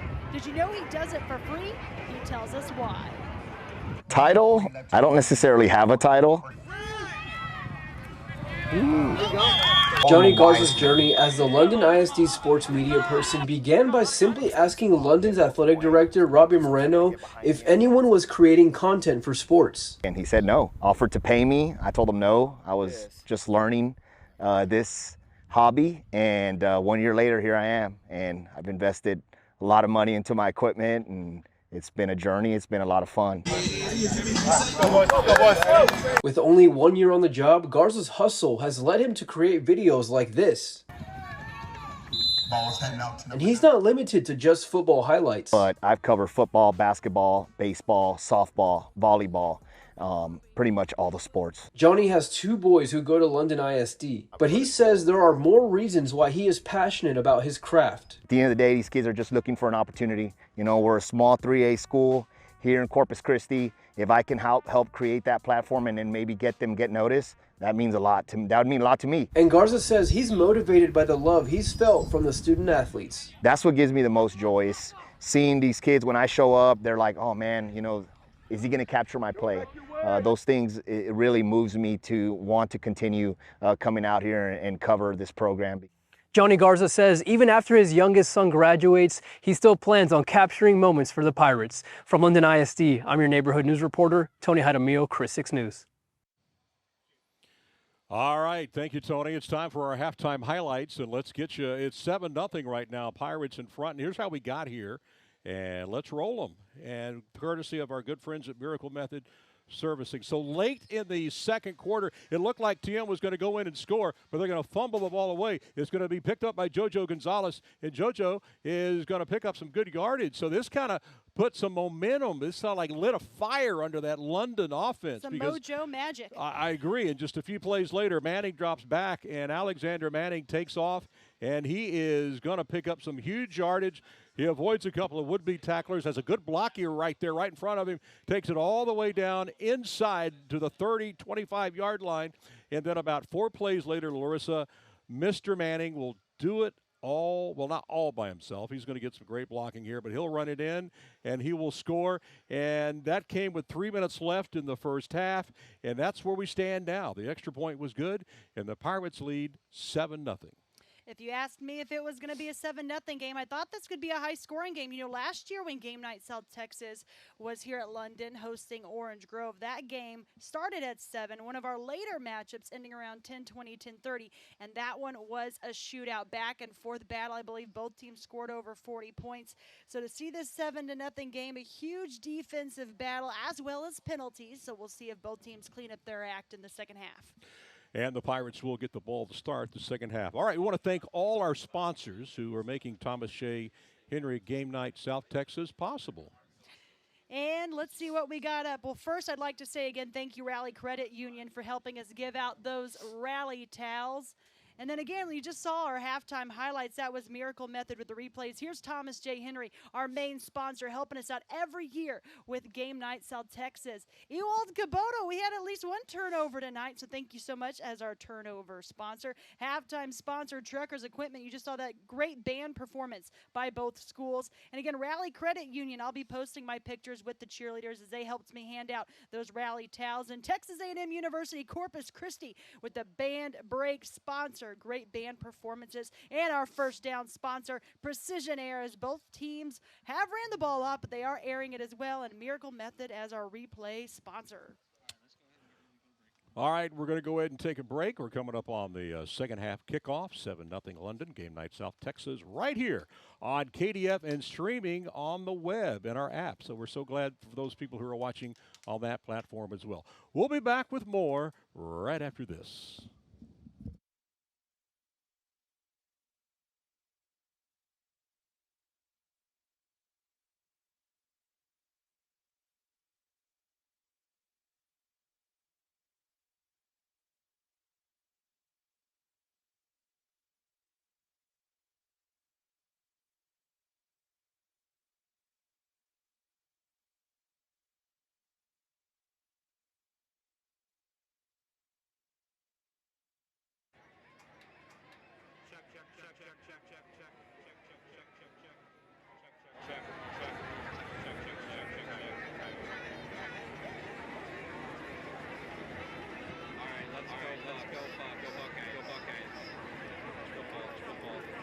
Go blue, go blue.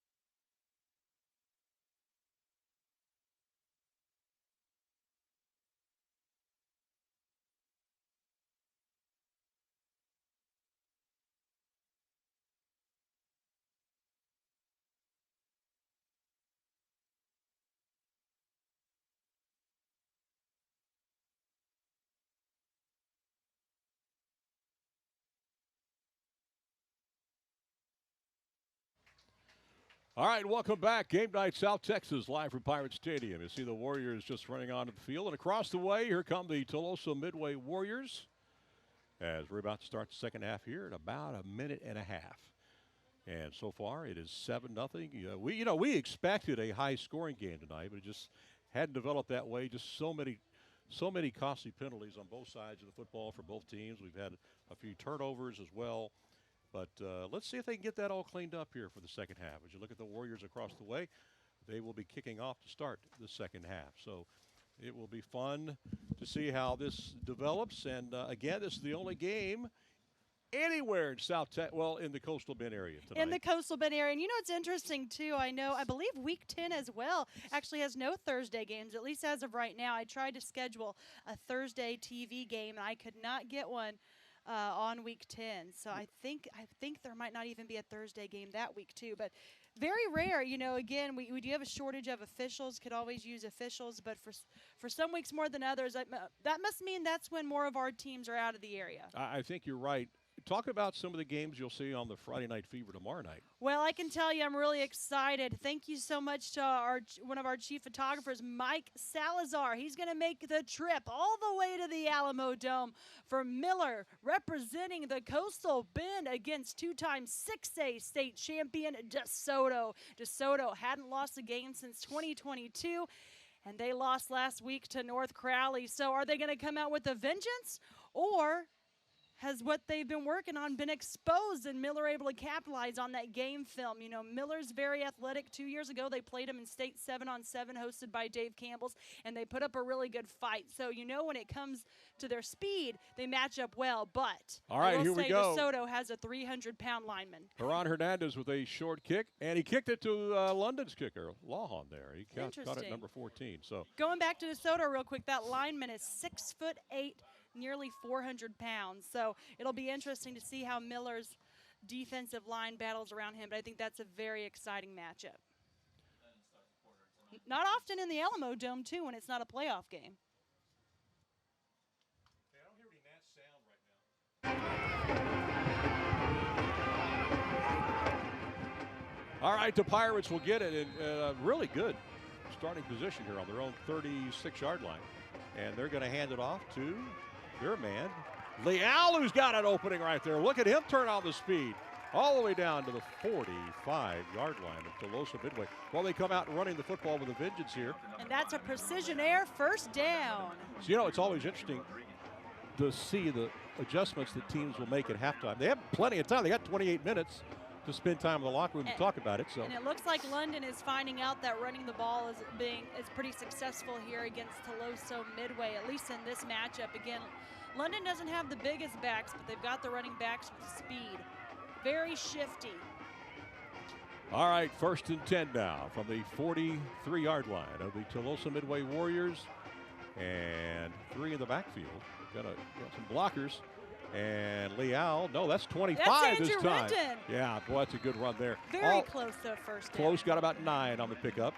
Now, I just said they don't have a power back, but like you said, when Andrew Rendon steps up, he's typically your defensive end, I believe defensive tackler, defensive end linebacker. He plays all over, but he's your powerful guy. He will do all the heavy lifting for the London Pirates. That was a 8-yard pickup. So now 2nd down and 2. And Rendon in the backfield. And he's going to get another carry. And there you go. Ground and pound for that precision air 1st down. So a little bit of change in offense here to start the 2nd half. Kind of throw that TM defense. Running the ball, off quicker a little pace. Bit. Yeah. Yeah, you know that London would love to get up 2 scores here. That's going to be the key if they want to hang on and win this football game. So now it's going to be 1st and 10 from the 32, 33-yard line. Can't quite see. There's someone standing in the way down there. Okay. Fake handoff, throws it across the middle, and it's Leal down to the 22. Can we see that play again? I want to see what happened there. If we can, yes. Miracle Method, do us a favor. Show us that replay. Come on, there you go. Thank you so much, Miracle Method. Did he throw or did he? No, he actually handed the ball off. Okay. I thought he might have flipped it, but I had somebody standing in front of me, so I couldn't see. So there we go. Nice play there by the Pirates. 2nd and 1. Good opening drive here to start the 2nd half.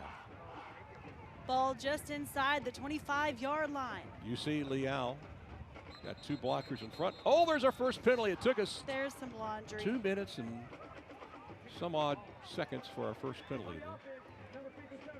Number 57 called on it for London, and that is, did he say 57? I heard a 57. I don't see a 57. I do not see a 57. Call on the mystery man. Who is that young man down there? That's a 5-yard walk-off. So it's now going to be 2nd and 6. I actually don't even see a 57. I probably heard wrong. All right. So they got Manning at quarterback. You got Leal at running back. He's got 2 blockers in front of him. He'll take the handoff. He'll go around the left side, finds it opening, down to the 20, down to about the 19. Right around that spot, it's going to be a precision air 1st down. Leal, he found some wide open gaps, juked. Great work by the offensive line. They are really helping out this run game on the drive before halftime and this drive opening the 2nd half. So they'll mark it at the 21-yard line. And London comes out running the ball with authority here to start the 2nd half. London, trying to push the pace, but now this is the first time they're really taking their time just outside the red zone. 1st down. And once again, Rendon in the backfield. And he'll take it, trying to run over some Warriors, but TM's not going to have anything to do with that, and they're going to push him back a couple of yards. So Jordan no gain. Gonzalez, I believe 23, Noah Zermeno. There was a swarm of Warriors in on that tackle. Rendon did his best. He threw up a stiff arm. Very tough to bring down when it's one-on-one. So no gain on the play. It'll be 2nd and 10.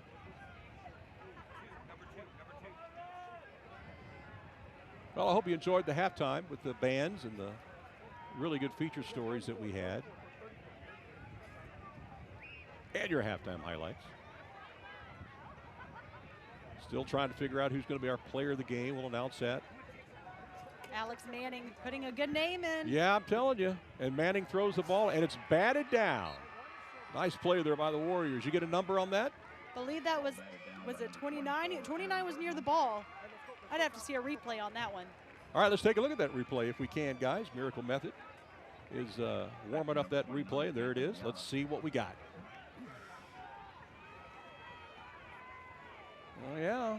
That 29. was 29 on that one. Good eyesight there. Jathan Ayala, the junior from Tuloso-Midway. Well, if you're a London fan, you hate to come away with a field goal here when you were thinking touchdown, the way this drive was going originally. And I know you said they do have a good kicker. They do. Manning back. Good protection. Across the middle. Oh, man. In and out of the hands of Leal. He's got to be feeling sick right now. Golly. Woo. Ball around the 21-yard line. Great spot on pass by Manning. Can't put it in a better spot than that. Let's look at that again, guys, if we can. We're going to run Miracle Method rapid here in the 2nd half. Let's take a look at it. the junior with plenty of time thanks to his O-line, and delivers it right in the bread basket. Just a little bobble there. Butter on the fingers, got some popcorn at halftime. Well, it looks like London's going to go for it here on 4th and 10. You know, Leal does have some good hands. I remember he had an interception last year, so don't let that play fool you with Izzy Leal. Well, Tuloso wants to think about it. Timeout with 8:10 to go. And we're going to take a quick timeout. You're watching Game Night South Texas right here on KDF TV. So glad you tuned in on this Thursday night. We're coming right back.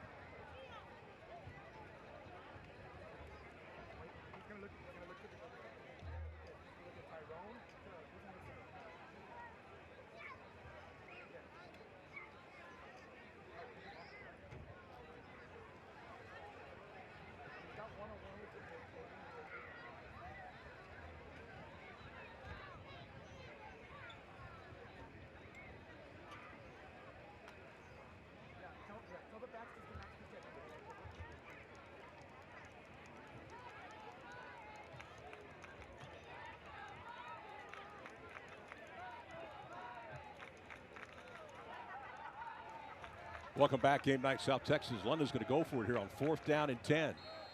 London did call that timeout to talk about it. So Manning's going to drop back, got protection going again into the end zone, but overthrown. And London's going to turn it over on down. So they elected not to go for the field goal. Instead, went to try to score 6 points. Couldn't quite get there, and the ball was intended for that young man right there, Zachary Tyrone. So some aggressive play calling by the London Pirates, but this time that's just a test didn't work. That's a test they have to take. You know, it's 7-0. They're giving back Tuloso-Midway a long field to go. And again, I think I said they have Edna in their district. They've got to test their skills out now, because those are going to be some tough matchups, and they're going to be faced with some tough choices in district. So Tuloso will get the ball for the first time here in the second half. They'll start from their own 20-yard line. Speaking of Edna, we'll have those highlights tomorrow night. They are hosting the Refugio Bobcats. Very tough matchup. Well, feel bad for that team. All right, here's a big hole up the middle. And that's a nice run by you-know-who, and that is their big man, Figueroa. Not sure how many yards Figueroa had in the first half. He had a couple of good runs. He did, but not like last week. Last week, I was there at that game at least second quarter, and he really tore it up for some yardage in that game. All right, we got number 17 down for, that's Carson Gill, senior. Carson was one of the athletes I interviewed this week, and he was the one that really let me know how important tackling was in this game. Okay, we're going to take a timeout here. There's 7:45 to play. London leads 7-zip. Back with more after this.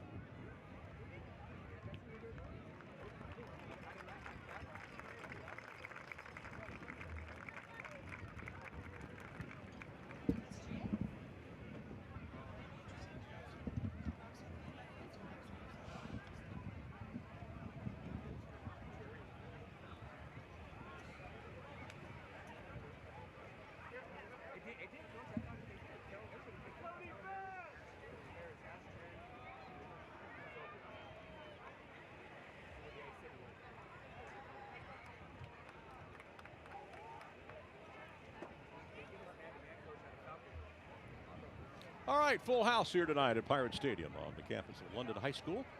And you see the score there, 7-0 Pirates. And the Warriors have got the ball, second down and 1 from their own 30-yard line. This is their opening possession of the second half. And Figueroa is going to get the ball, and he's going to pick up some tough yardage up the middle. And that's good enough for a precision air first down. Absolutely. So they'll move the chains, and this is what TM needs, being down 7-zip.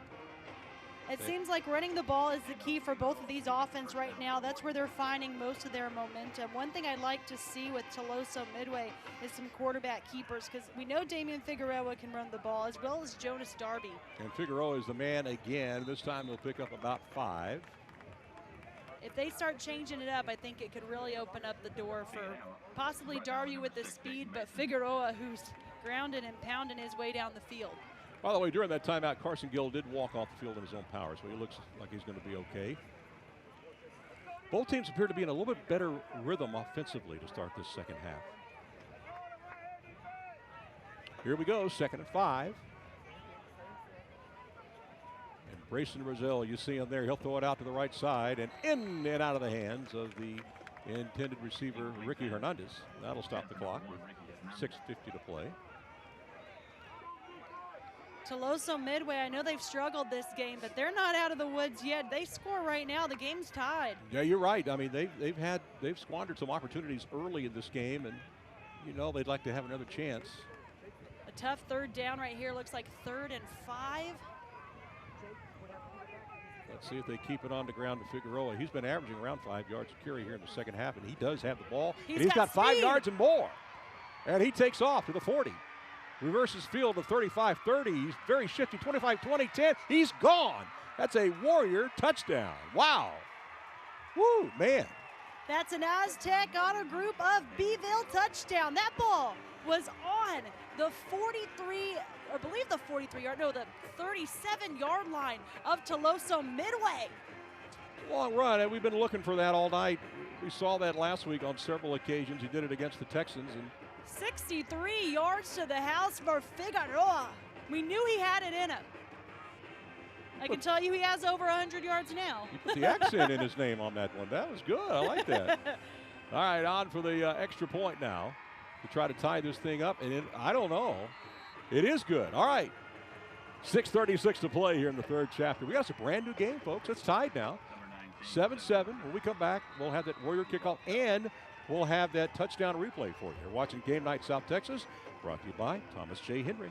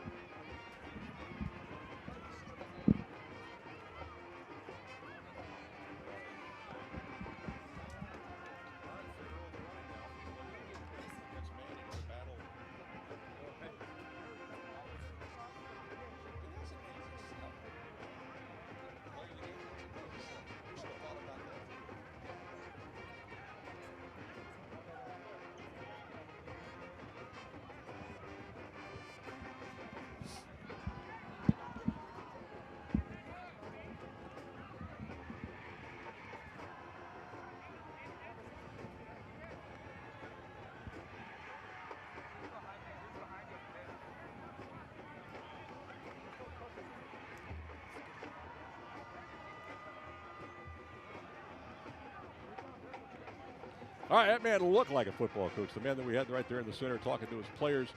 We're deadlocked 7-7 now. Game Night South Texas, Alan Harwell with Larissa Liska.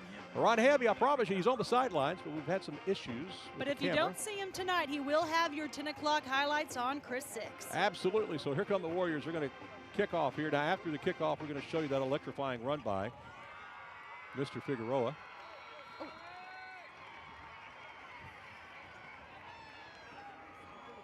Was that you turning off the lights in the press box? That was me. Okay. All right. Here we go. Again, we talked about both teams being a much better rhythm here in the second half, and we've certainly seen it. This is going to be a short kick, and it's going to bounce.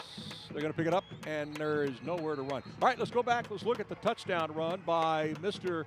Damian Figueroa. Number 5. He's easy to find on your screen thanks to Miracle Method. Great lane open up by the offensive lineman. And he's a very shifty runner. This is what he did last week against Ray on several occasions. And they just can't even put a hand on him. I mean, forget missed tackles. They don't even touch him until right there at the end. You know, I think it's important to note, like when you watch him running, I mean, like you said, he's very shifty, but just talk about the vision he has as a running back. He kept his eyes forward all the time, but he was constantly looking left, moving right, seeing where the holes were, and he's got a lot of speed. So definitely keep an eye on Damian Figueroa, and he is just a junior at Tuloso-Midway, one of the top running backs in the Coastal Bend. Well, let's see London's answer to that touchdown as they take the ball from their own 20-yard line. This is going to be a keeper by Alexander Manning, and there is nowhere to run. Faked out our cameraman there on that play as well. So number 23, Noah Zermeno, one of the Warriors in the backfield on that one. That's a 2-yard loss. It'll be 2nd and 12. Manning on the keeper again. He has a great drive going into halftime. Both teams very successful on the ground as they get more comfortable. Not as many flags so far. Knock on wood, but I have not seen as many flags. Well, you know, London would like to have that touchdown back that they almost had right, on their last drive. In and out of the hands. But let's see if they can put a nice drive together here. But they got some work to do. It's 2nd and 12.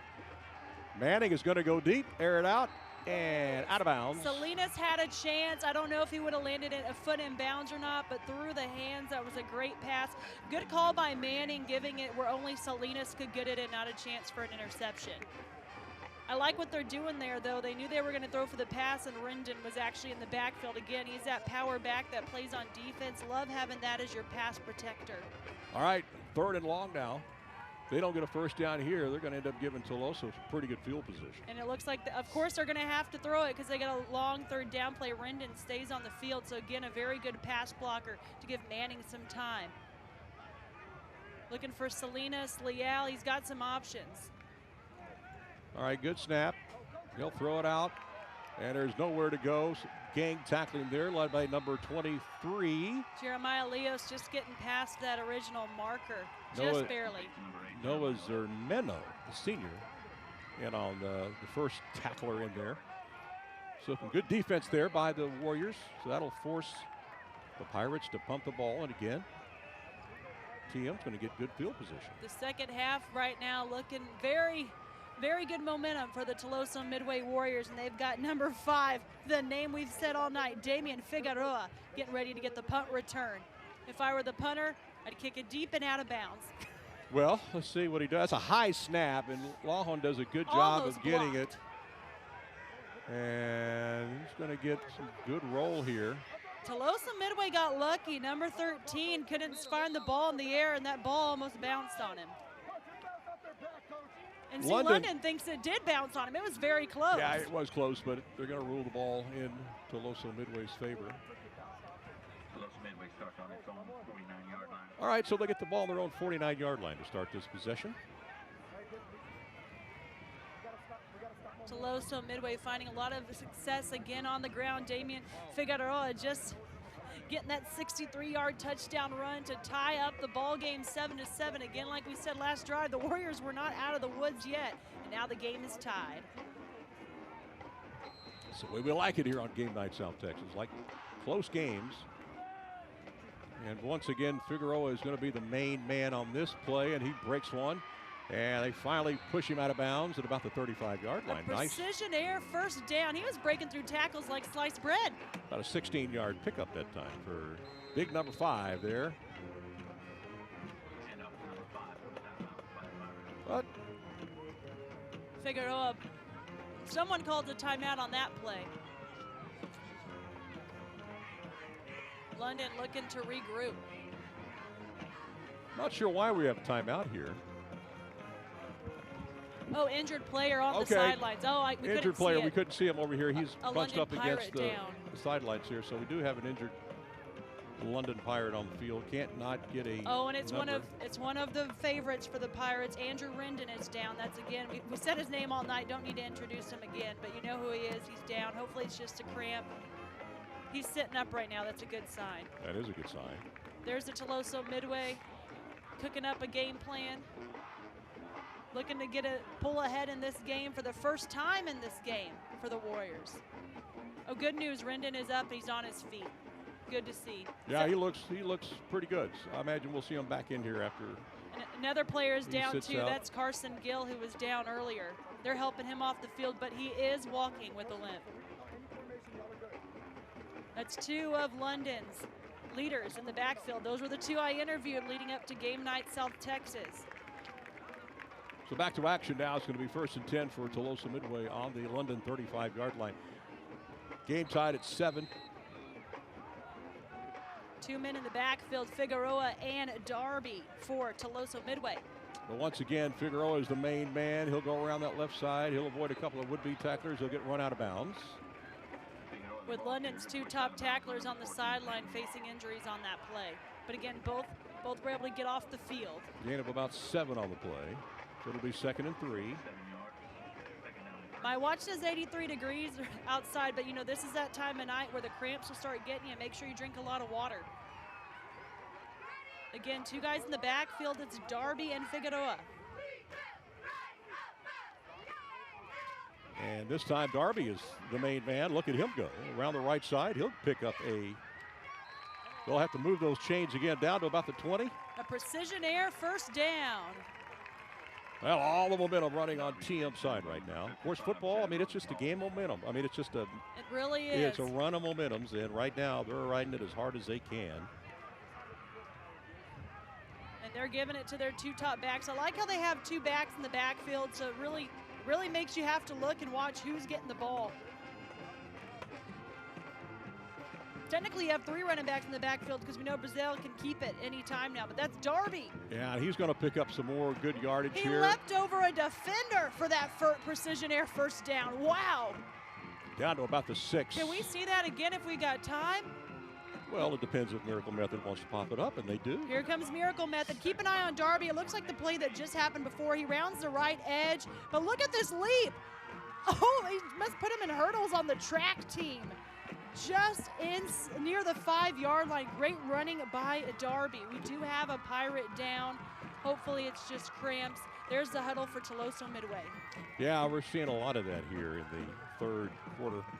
I want to remind everybody, Game Night South Texas will return next Thursday. We head to Phil Danaher Stadium, where the Cal Allen Wildcats will take on Mexico City. It's become a tradition for Mexico City to come up to Texas, kind of do a series of games. They've always included the You Cal know what Allen I found out that was interesting? I'm sorry, I'm next wrong. week's Carol. I am totally There's wrong. too many C's. I'm thinking about tomorrow night, Tomorrow.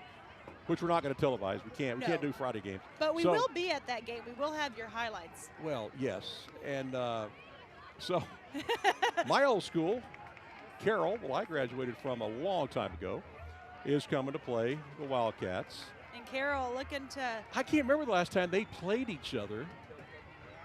it's been a while. I don't ever remember them playing. I know they scrimmaged each other many times, but I don't ever remember them playing each other in a regular We're going to have season to game. find that stat before next week. But TM right around the 5-6 yard line. Now they're trying to drive this thing in, and Figueroa will score. He's in there.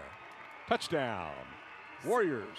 6 yards out for Figueroa, his second touchdown of the game, and that is a Aztec Auto Group of Beeville touchdown. And this time, Figueroa scores from short yardage. And he's kind of taking the lead now on our player of the game balloting. As of right now, can always change, of course. You know, if this young man would just turn a little bit more this way, I could get a number off him. Can you see his number? He is turning the wrong way for 19. 19. I What do is have the his? depth chart. Rubalcaba. Sergio Rubalcaba makes the extra point is good. No, it is not. It is good. Okay, they were late getting that 14 up there. Okay, 14-7. TM leading now. They've got the lead for the first time. You're watching Game Night South Texas. We're coming right back.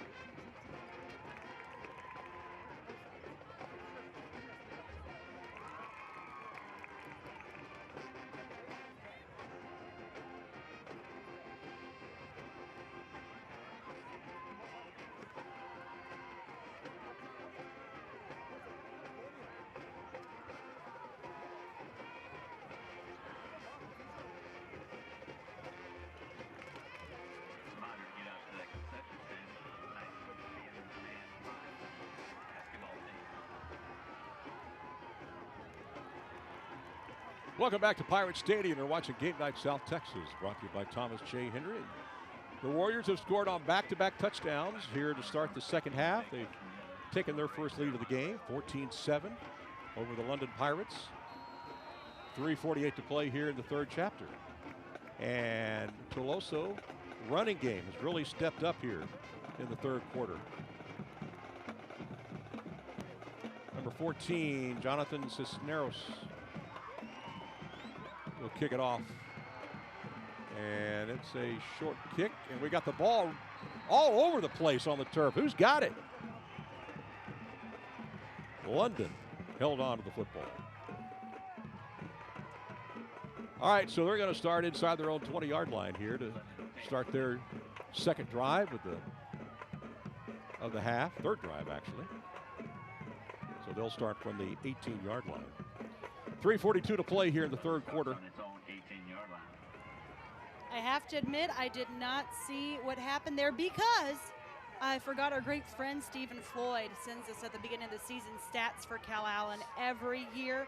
And the last time Cal Allen played Carroll was a district game in 5A District 30, and that was in 2017. I do not remember that. All right, Manning rolls, looking in trouble, trying to get away. Throws it downfield. Great play by the Almost defense. Intercepted. You know, you probably forgot that game because your alma mater got shut out 55-0. Shocking. But Cal Allen, you know, Cal Allen's on a roll this year, new head coach. But they've actually met up, Cal Allen and Carroll. This will be the 6th meeting between the two schools. It first began in 2011. All right, go ahead. Keep it up. It's because he gave me the rundown. Keep it up. I don't remember any of those games. Okay. I don't remember either. Second down and 10. Manning is back, throws. Big Ow, stop man. by Ricky Hernandez Well, for the Tuloso-Midway Warriors. He had one running into number 1. Huge stop by him. You know, it looked like Aiden Salinas had the speed. He was a receiver on the outside edge that looked like he was getting downfield a little bit. All right, I do remember when Carroll was in that same district. Yeah, you're right. They did play a couple of times. But you're right. I don't remember. Did you say 6? Starting. Credit to Stephen Floyd for collecting that data for the Cal Allen Wildcats. We really appreciate every year. He's got it all. Third down and 10 now. Boy, London really needs to pick up a first down here. Not give the ball back so quickly. He's going deep. He's got a man. And it's batted away. That ball was well Jonas underthrown. Darby with the defensive stop, getting a hand up there. Yeah, that ball was. I like the play call, but it is just well underthrown, and that'll stop the clock with 3:24 to play. It was because Jeremiah Leos, he had the lead. He was ahead. If that ball would have been just a little bit better timing, and you know he's a little mad about that one because he knew he had Darby beat, and Darby's very fast. So that says a lot about Leos, number 8 from London, and his speed at receiver. If they could just build on that connection, that will be tough for defenses in district. Well, they're going to get a really good kick here from Peyton Lawhon, number 14, who's a really good kicker. Let's see what he's got in himself here. And Ricky, ready to get the ball. Not a bad kick, got a good roll. And that'll go inside the 50, all the way down to the 46. Good kick there by Peyton Lawhon of the London Pirates.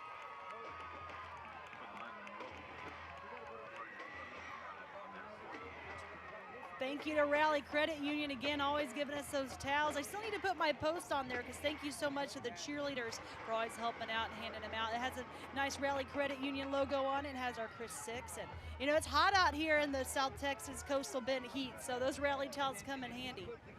Tuloso will again get good field position to start their third drive of the game. They've been 2 for 2 so far on scoring touchdowns. They start from their own 47-yard line.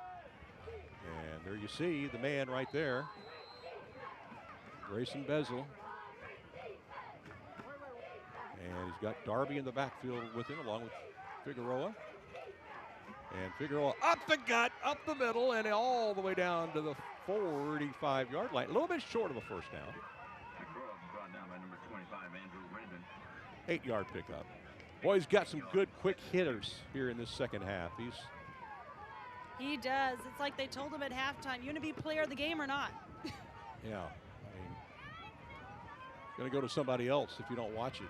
you know he puts a lot of work in the weight room because, man, he just keeps churning. He doesn't slow down, and there he goes again.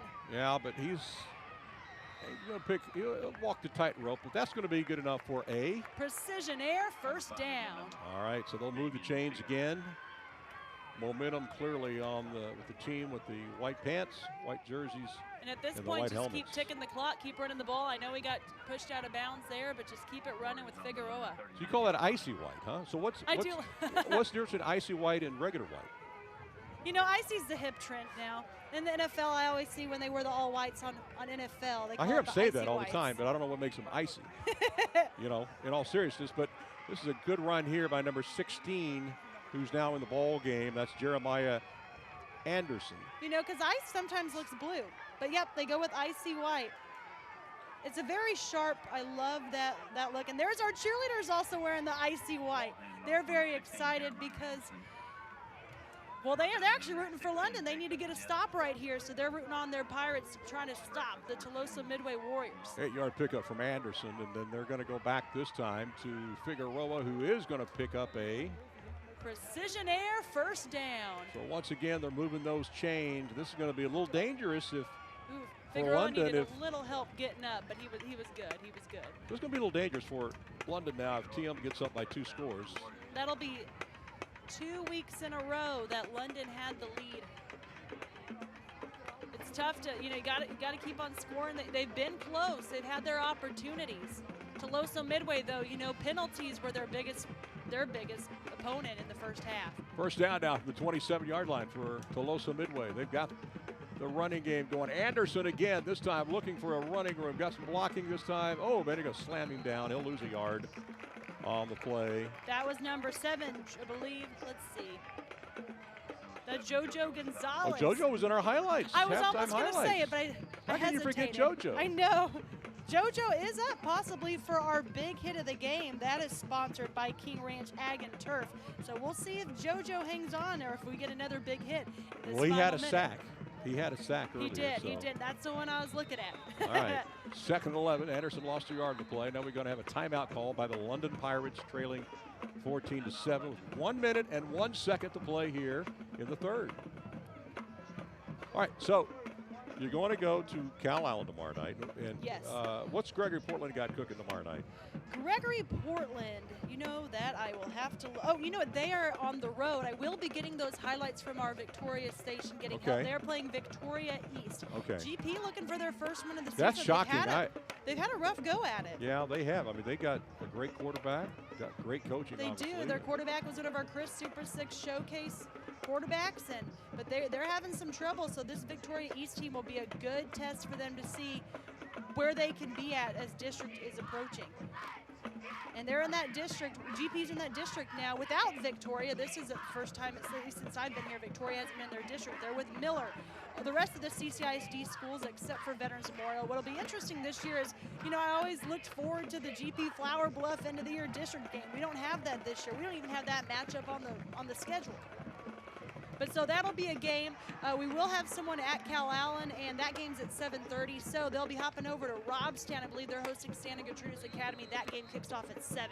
So they're able to double dip and get both of those games there. It wasn't until softball, baseball season I realized how close those two schools are. Oh, yeah, they are. 2nd 11 now. And again, this is Figueroa around the He's left side. got an Looking opening. to go. That's another Figueroa touchdown. Wow. Yeah. From 28 yards out. That is an Aztec Auto Group of Beeville touchdown.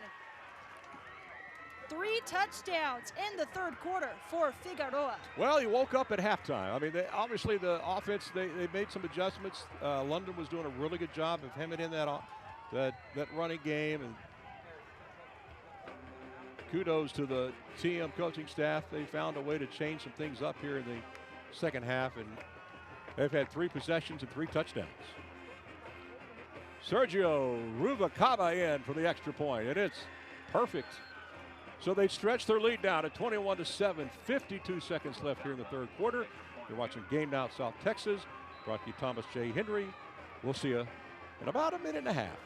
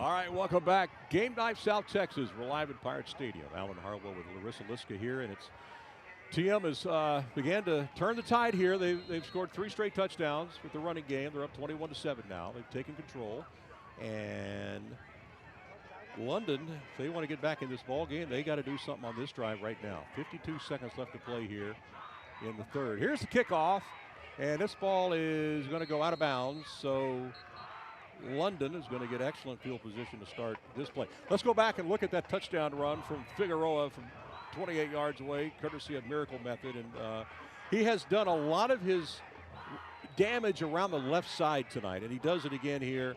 And they just can't get a grasp on him. Look at him as he walks in from 28 yards out, his 3rd straight touchdown tonight. He's fast, he's got good vision, but one thing you've got to like about a running back like Figueroa is he really keeps the ball tight into his chest. So good luck ripping the ball out as well. He's very strong.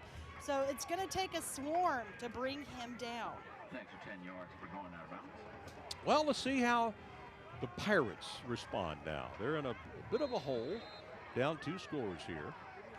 Do they run the ball and the clock goes down? It looks like they're throwing it, which is what I would do in this kind of down 2 touchdowns. Manning's going to take off. Remember, this is a big play earlier. Oh, he fell. He slipped, looked like. He had some room, but it looks like he's very close to that first down. Oh, he got it. He did not. They're calling it a second down. Looked like he slipped. Can we look at that again real quick? We got time? Miracle Method showing us the man, Manning. I don't think he went down on his own. I think he slipped. No, he slipped. He would have gained a lot more yardage, I think. He had the tippy toe, tried to turn, and he just slipped. Yeah. Clock winding down. That's going to be the final play of the 3rd quarter. So we're going to take a quick timeout with the score now. It's 21-7, Tuloso-Midway. You're watching Game Night South Texas from Pirate Stadium. Thanks to our good friends at Thomas J. Henry. And we'll be back for the start of the 4th quarter right after this. That'll be the end of the 3rd quarter. Over rate 9-7. Midway 21.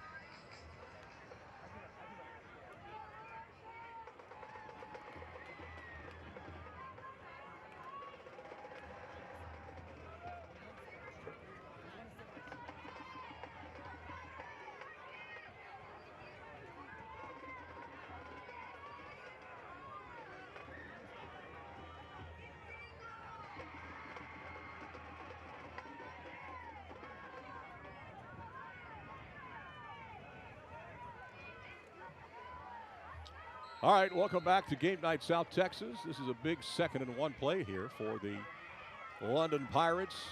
And up and gut, look out. This could be trouble. Rendon showing off his power. Glad to see him back in the game. Remember, he was slightly injured a few minutes ago, but we look for big hit of the game. That's a precision air first down. We look for big hit of the game, and you always think about defense, but gosh, he's got some big hits on offense running the ball too. First down and 10 now on the 40-yard line is trying to answer back-to-back touchdowns from the Tuloso-Midway Warriors. What's interesting is in the backfield right now, Leal was out there, but he's not out there this time. It's Rendon and Easton Wynn. We haven't seen the junior out there. He's wearing 0. They got a lot of weapons they can use. And Rendon again, this time will take it, runs over one young man. He refuses to go down. That's a good pickup, about 5 or 6 on the play there. That young man is big, he's strong, puts in work in the weight room. I don't know how tall he is. I'm going to see if I can try to find out, but he has some power. He's jogging off the sideline, needs a little of a break there, but man, he is carrying a lot of load for London right now. That was a 6-yard pickup. It'll now be 2nd and 4 for a London Pirate football team that is desperate for a touchdown here. Andrew Rendon, he's 6'2", 225 pounds, a senior. He was first-team All-State defensive line, 2-time All-State district defensive end. And he's a two-time state powerlifter with a 3.9 GPA. So you're saying he's good, huh? He's good. All right, not a whole lot there. That'll be a gain of maybe about 2 yards again for Anderson. And he just received an offer from Millsaps Football. He posted that on his Twitter in August. So congratulations to Andrew Renton. We hope all the Coastal Bend who wants to play football at the college level, hoping to get our guys recruited. Recruit the Coast. That was actually Jay Castaneda on that Oh, last run. I wasn't talking about that last one. I was still talking about Rendon, who made that play a few drives But ago. I got the name wrong on that last play, so I was correcting myself. It happens often. We know that. 3rd and 3. And Manning, no one back there with him, and we got maybe a false start here. Certainly do. So that'll walk off 5 yards on London, so that'll be 3rd and 8.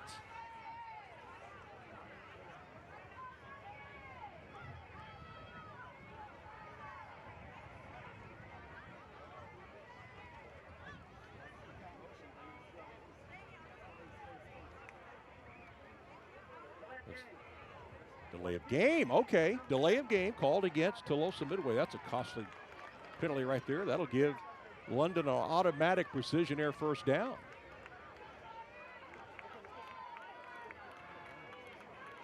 There was some movement along that London line, but due to the delay of game by the Warriors, here we go.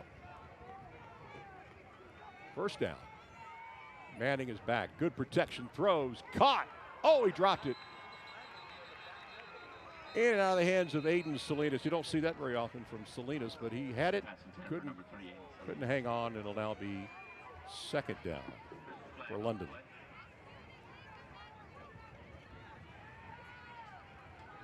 Pirates again desperate to score here. They've given up 3 straight touchdowns after leading 7-0 at halftime. Flag on the play. It's against Tuloso-Midway.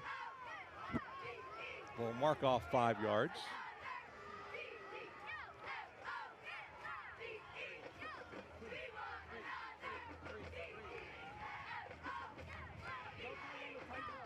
So it will now be 2nd down.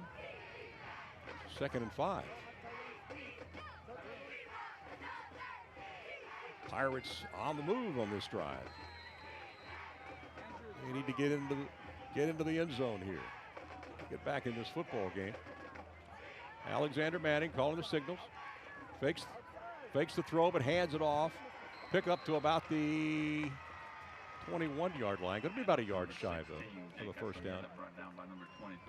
Again, that's Jay Castaneda carrying the ball. A lot of different numbers carrying the football here for London tonight.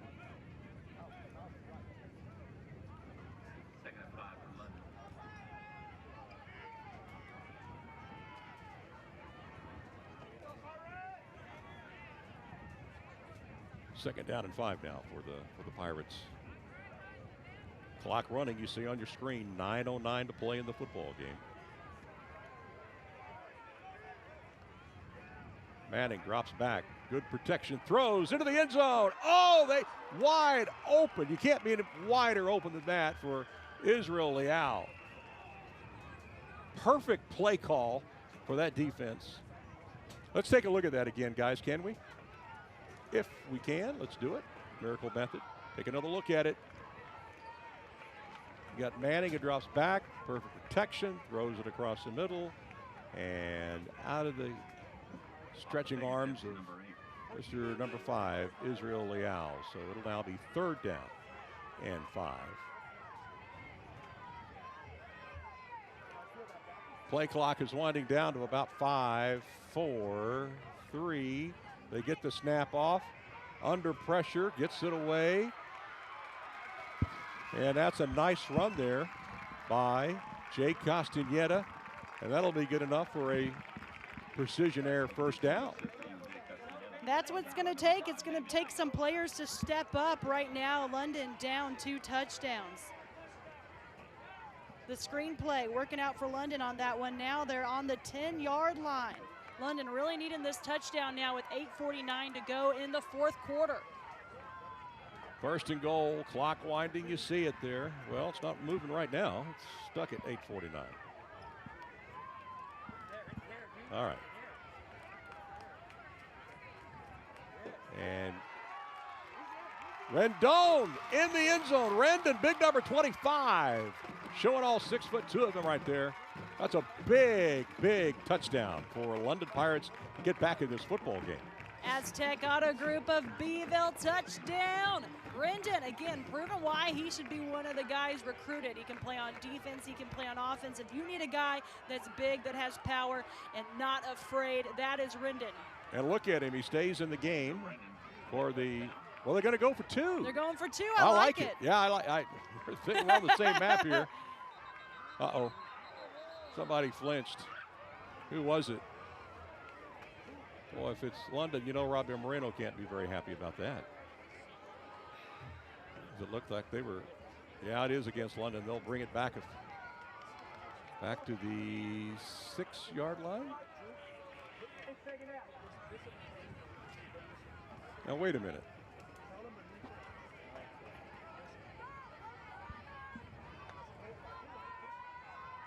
Rendon's still on the field for the London Pirates, walking out slowly. There he is, going to Manning. Looks like they're still going to go for 2.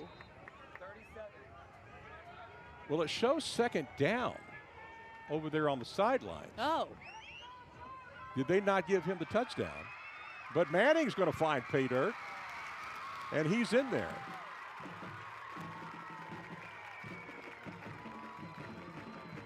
So Manning using his legs to find the end zone. That was, did we confirm that was a 2-point conversion, or was that a touchdown? They may not have given him that. They didn't give it to him. So Rendon did not score. Nope. Looked like he had crossed the goal line. I want to look at that replay. I want to see that again. Guys, can we rewind that back and let's go back and look at that? The touchdown we thought was Rendon. Yeah, after the extra point, unless we're going to go to break first. An extra point is good for the London Pirates. Down by 7, 21-14 with 8:34 left to go in the fourth quarter. We'll be right back. We're staying here. We're staying here. We're going to stay here. Okay, let's go back and figure this thing out. Let's go back and look at the run from number 25, Rendon, thanks to Miracle Method. You tell me, is this a touchdown or not? When were his feet down? They set inside. Well, maybe it was the penalty. It had to be a penalty. Well, maybe that's why there was that pause, a penalty. We were so excited for Rendon. I don't think there was a penalty on the field. I don't think there was a penalty called on that play. Oh, they say he was down. That's what it was. Okay. But there goes Manning. Manning scored anyway.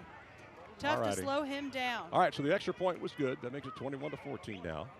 Here we were celebrating on this London side. The fans were. And we missed the extra point. But their kicker makes it good to go. There's the band, there's the student section. London stands are packed because they're getting excited. Down 7 points in this matchup. The game is not over. All right, so Peyton Lawhon on now to kick it off. All right, we got us a good one brewing here with 8:34 to play. It's just a one-score game now. But can London's defense stop Tuloso-Midway? Tuloso's had the ball 3 times, and all 3 times they've scored here in the second half via the run game. And here we go. Darby getting the kick return. Yeah, and he's going to take it. He's got a little bit of a hole. He'll take it down to about the 25. So big question is, can TM keep their running game going here and run clock and score? And Darby kind of limps off just a little bit there. Hopefully he'll be okay. Well, London's leaders are back on the field. Rendon and, of course, we said Gill, number 17. Both of them putting in a lot of work for these London Pirates. Linebacker. Rendon plays linebacker. Rendon plays on the defensive end. And as you saw, he plays on offense as well. But that linebacker core is going to need to find a stop. Last week they faced Jordan King, the running back from Refugio, and this week they've got Damian Figueroa, who's in the backfield. All right, let's see if we're going to get a lot of Figueroa, which I imagine we will. And there he goes. Again, he loves running around that left side. He's got some good running room here. He'll take it up to the 40-yard line. That's a good run of about 15 yards. A precision air first down. London almost had the tackle in the backfield, but they just couldn't come up with it. Now is the time to really wrap up because every play counts. Yeah, they're running clock. No doubt about it. Figueroa again. It's that left side. breaks it big for another 15-yard pickup. Another precision air first down. You know, I talked to Figueroa on Instagram because I saw that he had a really good touchdown run and I didn't capture it. And I said, man, I wish that happened when I was there. He said, you know, you got to stay for the whole game because that's when the wheels start turning. So we're seeing it tonight. Well, right now, London just does not have an answer, especially on that left side. That's where he's been feasting. Well, he's not in there right now. I can't tell who's in the backfield with him. 16. Yeah, it's 16 again. He's done a pretty good job. That's Anderson.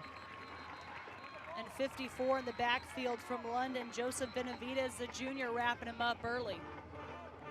All right, so second down. Lost a few yards on the play. You know, you mentioned Figueroa not in the game on the play on that drive, but you said that left side has been taking advantage for Tuloso-Midway. Well, Rendon made sure to get on that side for this play, so he's definitely on their strong side trying to help protect, and that will be a key in this game. So that was a loss of 3. That'll make it 2nd and 13 now for the Warriors, who have got a 7-point lead. You see the clock. That's all the time we got left in regulation. 6:53 to play here on a hot and muggy Thursday night here in good old South Texas.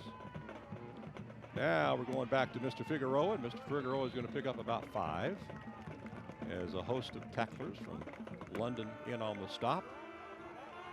So it'll now be second down. London's just got to find a way to slow down this running game, and they did a really good job in the first half, but I'm telling you, TM made some great adjustments here in the second half. But this is a huge play here. It's 3rd and 7.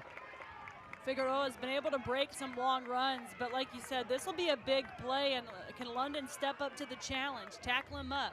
Well, we're probably in 4-down territory anyway if you're a Warrior fan here, and here's Figueroa. And he didn't need an extra 4th down. He got the precision air first down.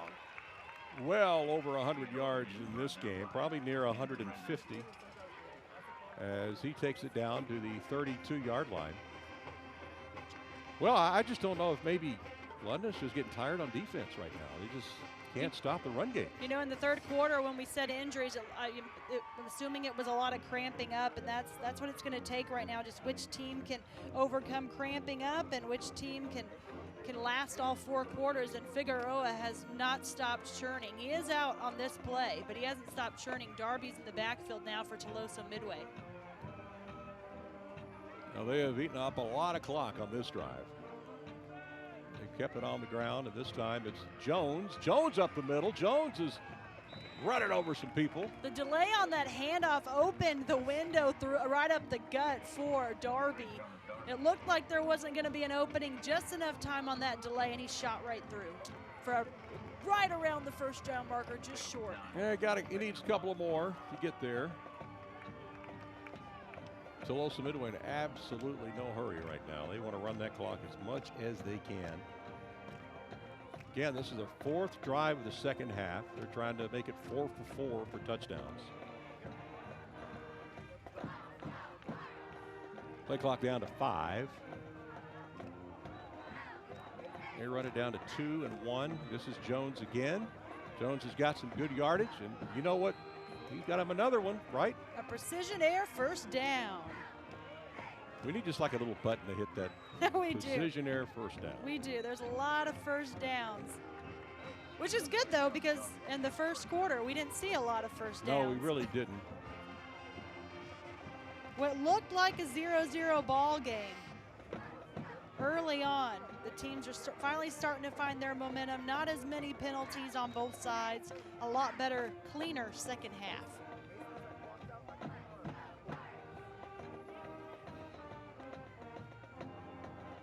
TM has not attempted a pass, and there's been no reason to because they've just been running with authority here. And once again, it's Figueroa. This time he's going to try the right side of that line. He'll pick up about 5 more.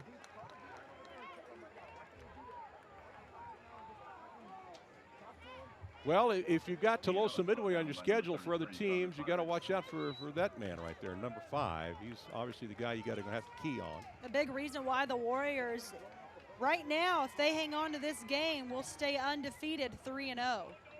Again, the game is nowhere close to being over just yet. Tuloso-Midway really needs to punch it in right here to take that 2-touchdown lead. 2nd down and 4. They can get a 1st down without scoring. I liked how they lined up for that huddle. Figueroa and the Wildcat. I think, oh no, never mind. It looked like he was the only one in the backfield. Figueroa is going to get close to the goal line, almost there. It'll be 1st and goal inside the 2-yard line. Bazell was right underneath the center, though, able to toss it back to Figueroa. A big line. It's hard to push through that Tuloso-Midway front line. Well, I don't necessarily want to say this would be the knockout punch, but boy, I tell you, it's going to be tough if they get up 2 scores here with just 3 minutes and 22 seconds. The way left London does have an air raid, if they connect, they could score. And Figueroa is going to walk in, and he's got himself another Tuloso-Midway touchdown. 4 touchdowns for the junior running back from Tuloso-Midway, and Aztec Auto Group of Beeville. Touchdown. So they've stretched their lead now to 27-14. With 3:19 to play in regulation.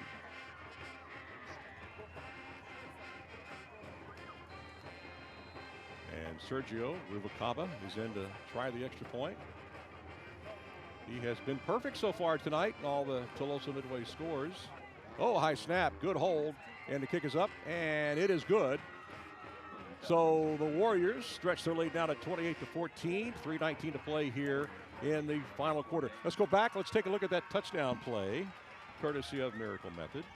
And again, as Larissa mentioned, this is Figueroa's 4th score of the game, and he goes in pretty much untouched, and he's in there. So they stretch their lead now, again to 28-14, 3:19 to play. All right, so is it time for the big hit of the game? Is it hammer time? That's what I want to know. I know, I'm ready to see. The big hit of the game by King Ranch Ag and Turf, and it was a big one. Joe making some mojo magic there.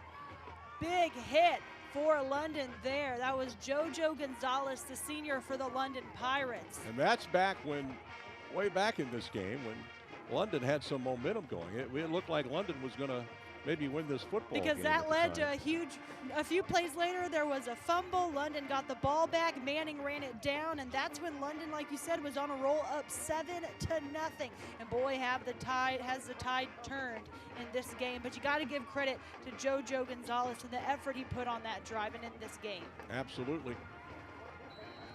All right, kicking off, Hernandez, senior kicker. Aaron Hernandez, big boy, look at him. He could kick this thing a mile. Let's see what he does here. And he kicks it down to about the 15. He's got some room to run. He really does. Wow, that's Jay Castaneda, the sophomore, with the speed for the London Pirates. We said if they were going to score and come back in this game. That's our cameraman that went down, by the way, on the sidelines. Got to give credit to Matthew. Matthew, he's hasn't been around too long. He's one of our newer guys, but he really stepped up to the plate today, helping us out on the sidelines. Can we look at that again?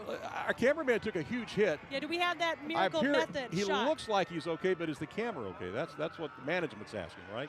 All right, here exactly. we go. Here we go. So here's the kick. And if the play starts, we'll let you know what happens, but we really want to see this run. Yeah, he just was wide open there. And here he comes, and oh, man. Oh, way to take the hit, Matthew. Yeah, way Matthew. To get back up. And here we're back in the play. Manning going deep. Oh. Batted away. That's a really good play there by Maddox number 11. DeLeon. DeLeon, Johnny on the spot there. He was looking for Aiden Salinas. That's his deep threat. But, you know, for young secondary, Tuloso-Midway had 2 athletes on him. They know if with London needing to air raid it, keep an eye on Salinas. Well, I like the play call. That's exactly what TM's done, but what London needed, but TM done a good job in that secondary.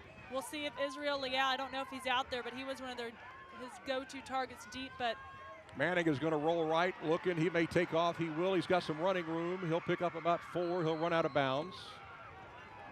Good way to stop the clock with 2:55 left to go in this game. So he'll hurry back to the huddle and try to get this ball snapped and try to find a way to get it in the end zone, and then maybe we might see an onside kick. We'll see. He's got some time. Thankfully, he got out of bounds on that one so he can get a breather. Manning trying to get the Pirates ready to go. That was a 4-yard pickup. Manning has shown he can run. He'll drop back, and he is. There he goes. From 38 yards out, will he go all the way? I think he's going to make it at least inside the 10, maybe around to the 11. Great play call by Manning. He's had good vision on this drive. It might be running the ball, chunking off some time on the clock, but he is getting a big chunk of yardage. That's a precision air first down. All right, so here we go. They can still get a first down without scoring. He'll throw it deep in the corner of the end zone, and it's interception. Did he get it, though? It may have hit the ground. Yep, it hit the ground. They got lucky on that one because that was number 11 from Tuloso-Midway. You just said his name, Maddox De Leon, in the coverage. They did rule it an interception. So Tuloso-Midway comes up big. With the Ewald Kubota turnover. Big play. Let's take a look at that, guys, if we got time. Let's go back and look at the Miracle Method replay, and you will see a really good effort here by Tuloso-Midway to come up with the loose pigskin. I want to watch the catch here. Yeah, it's hard to tell from that angle if he, what's the terminology for it, if he caught it in, I forgot what that terminology is, trapped it. It's hard to tell if he trapped it from that angle. I don't think any of the officials had maybe a really good. No, they didn't. You can't turn and Robbie it around Moreno then. was out there. He's pretty heated. He's talking to one of the officials saying you couldn't have seen him make that INT without the ball hitting the ground. But no replaying. Very deflating. Our replay doesn't really show it definitively Ours either. doesn't either, no. We need that sideline cam. But unfortunately, Matthew just got hit pretty hard, so I'm hoping he's okay. They're still working on him and the camera down there. All right, that's a huge play. That's a killer play if you're London, but a huge play for Tuloso-Midway. 28-14, 2:34. And you know that the Warriors are going to keep this ball on the ground. They're going to run clock. They got Figueroa in the backfield. Warriors take over at the 20. They're going to probably see London start taking some timeouts now. But when you got number 5 in the background, in the backfield, and this time you know it's coming, so London is keying on him. There's nothing there. Jojo Gonzalez getting in the backfield. One of the 2 tacklers for London on that. Like you said, that you know the game plan at this point. You know what TM's going to do.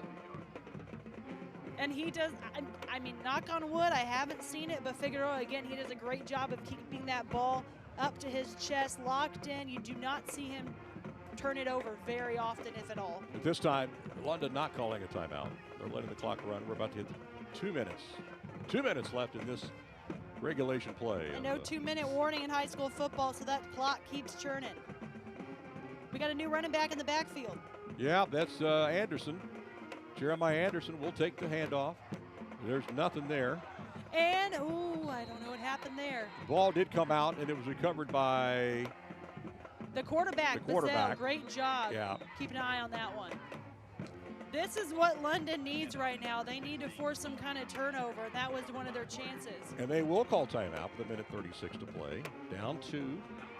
And Tuloso is going to be facing a 3rd and long. So again, next week we'll be at Phil Danaher Stadium. It used to be Phil Danaher Field.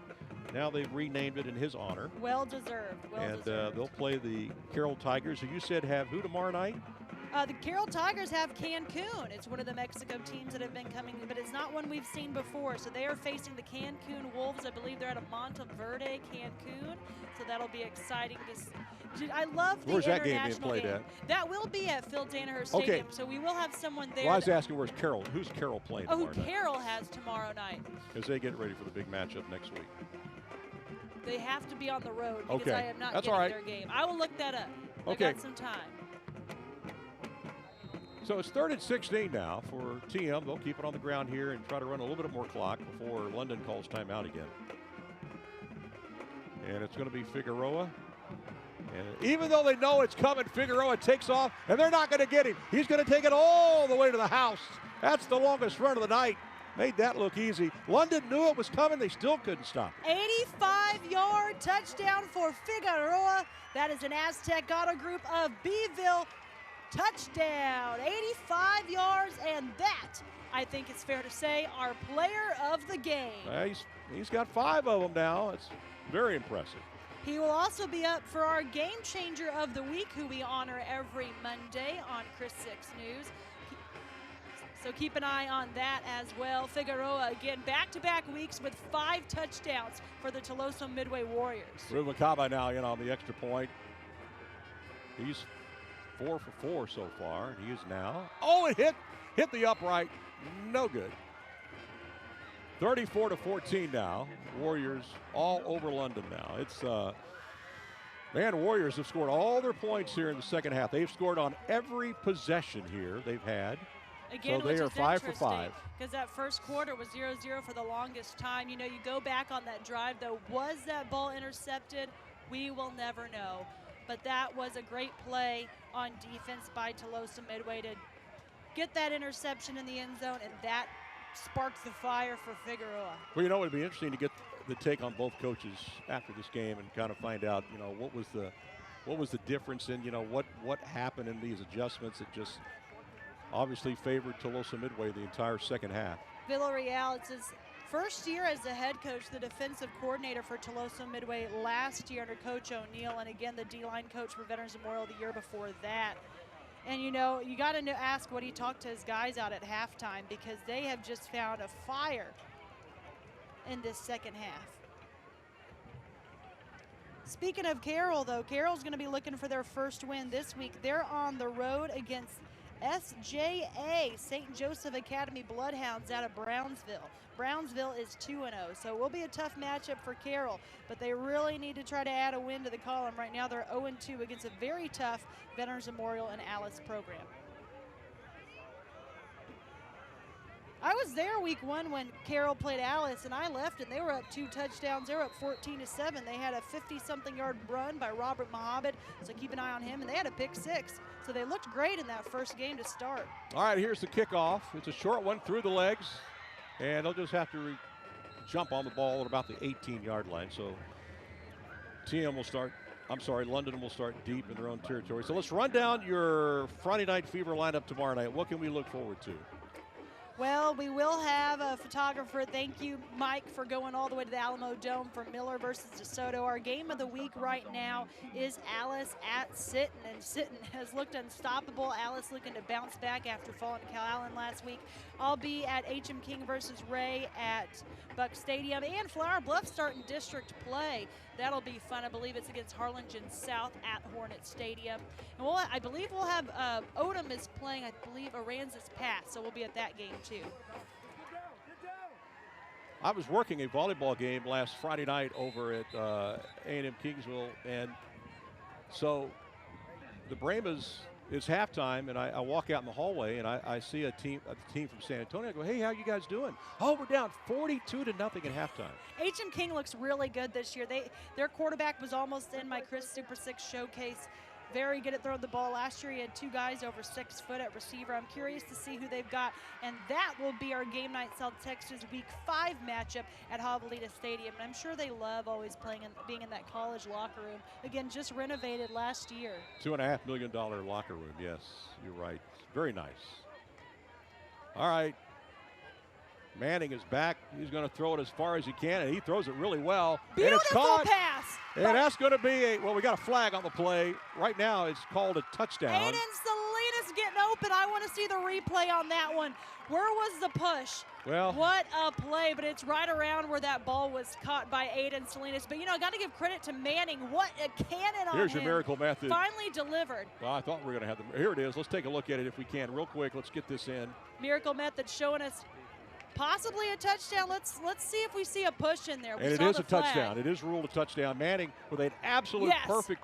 Wow. I'm going to hear this tomorrow at work. Orlando Salinas is the uncle. He's the softball coach at A&M Kingsville. He's going to run into my office tomorrow morning and tell me, hey, did you see that?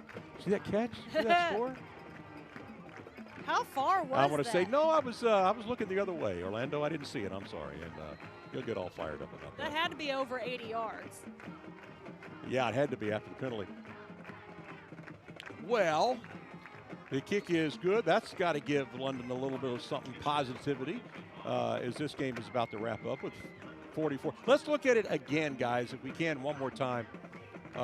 Miracle Method helping us out there. Yeah, let's see if we can. So you got Manning. This is his best pass of the night by far. And this is an absolute perfect throw. Right in the bread basket. And again, that's what we were talking about. You said he was underthrowing just barely a few throws. That's what London is capable of doing. When London gets that connection, they're going to tear up some people. That's something that teams are going to have to game plan against, obviously, when they play London the rest of this season. It's going to be in the back of their mind. Like you said, Salinas is just a sophomore. Committed to play at Miami in baseball, but I have a feeling he's going to get a ton of offers, and that could change very easily between now and then. He could be, write this down, he could very easily, if things go like they were going down, he could be a #1 draft pick for Major League Baseball his senior year, a #1 pick, and he'll probably bypass college and go straight to the minors, and then probably play big league pretty soon. Very talented, very good. Let's see if that happens good 3 years from now. Definitely could. He's a tremendous basketball player as well. Here's the that's onside an interesting kick. onside kick. There it goes. London recovers the ball. London recovers the onside kick. And Sorry, I got excited. Well, that was the kicker, Lawhon, who came up with the football, so good for him. Well, it's good to see there's actually some excitement in the kicking game. It's not in the NFL anymore, so at least. They caught me off guard. You know, they had a great strategy. Robbie Moreno drew up a great onside kick, and I'm sure Tuloso-Midway did not know how to handle it. Well, I guess what you do here is Manning drops back, throws it deep again to Aiden to try to score again, to do the outside kick again and try to get it back, right, with 44 seconds left. And I know we've said it's a young secondary for Tuloso-Midway. They got a key interception. I believe it was in the third quarter or fourth quarter, so keep an eye on them. That guy is Maddox De Leon. He's one of their veterans in the backfield, 11, the senior defensive back for Tuloso-Midway. He'll be trying to keep an eye on the backfield. I say that, but I don't even see 11 in there right now. No, we had an offsides called against. Wow. Yeah. You know, I got so excited just because I haven't seen an onside kick like that before. That was good energy, but you know, the penalties will kill you. So we'll see, do they go for it again? Tuloso-Midway is definitely prepared. You see they're more bunched in formation in the middle of the field. They know what's coming. Well, it was exciting to watch anyway. It was. I haven't seen that all season, so that was really exciting. And Robbie Moreno is pleading his case to the line judge here, and it's to no avail. You can see him in the right-hand corner of your screen right there. They'll want to look back at that huddle tape and see where did we go wrong, how can we fix that, because if they execute that, that's going to be a key play in their playbook for the district and maybe playoffs. Well, most of the crowd has stuck around for this game. Appreciate the big crowd on a school night, work night. On a beautiful turf. Again, this turf was installed last year along with this track. Oh, yeah, they did a fantastic job on this. I think I heard they still need to do the stands and the press box, but I'm not sure on that. But a beautiful scoreboard as well. All right, they got a different lineup this time for the onside kick. Let's see what he ends up doing. Got a good bounce, but recovered by number 13. That's Eric Flores. Got to give a shout out to Eric Flores. He's actually, he better field that ball. He's actually a really good baseball player for the Tuloso-Midway Warriors. So if you're going to kick it to anybody, probably not to Eric Flores. He can hit the ball well. He's limping off a little bit, so he took a pretty good hit. Hopefully he'll be okay. Really good baseball player, though. I believe he's the catcher for the Tuloso-Midway Warriors.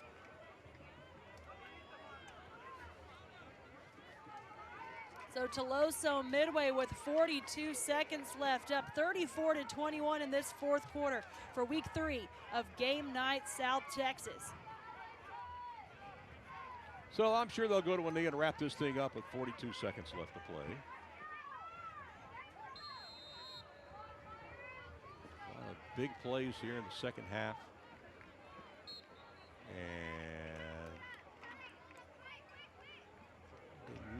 Nope, they're not going to have to run another play. That's it. That's your ball game, everybody. It's going to be 34-21. Tuloso-Midway Warriors come back to win this one after being down 7-0 at halftime. They scored 34 points in the second half and put on a clinic for the running game. Figueroa was wild. He scored 5 touchdowns. And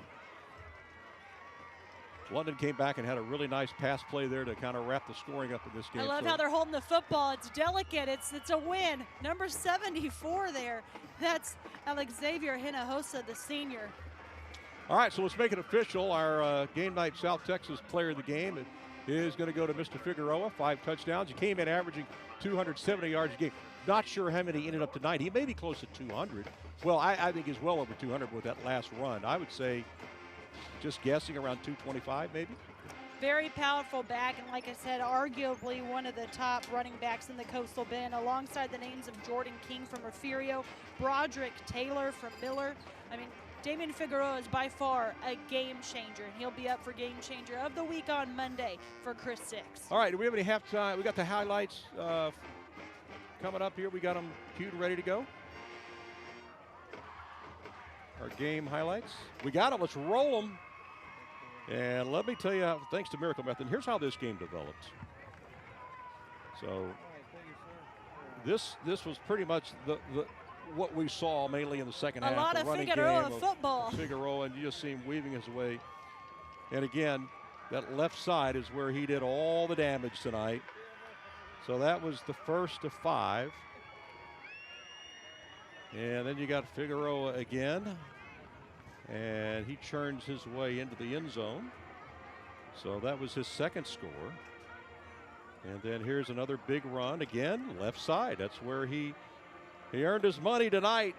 And line doing a great job opening some space for him. They can't even put a hand on him until he gets to the end zone. And then Manning, at this point, kept London in the ball game. This got him within 2 scores, or actually 1 score. But then TM drove it down the field. And once again, this is Figueroa. So that's his 4th touchdown of the game. So then on 3rd and 7, deep in their own territory, you knew number 5 was going to get the ball. And then this time, it's the right side that opens up a huge hole. 85 yards, I believe, to the house. And he just picks up speed. So what did he tell you next time? What did he tell you when you talked to him? He told me, he said, you got to stay for the entire show. And it was a show. It was.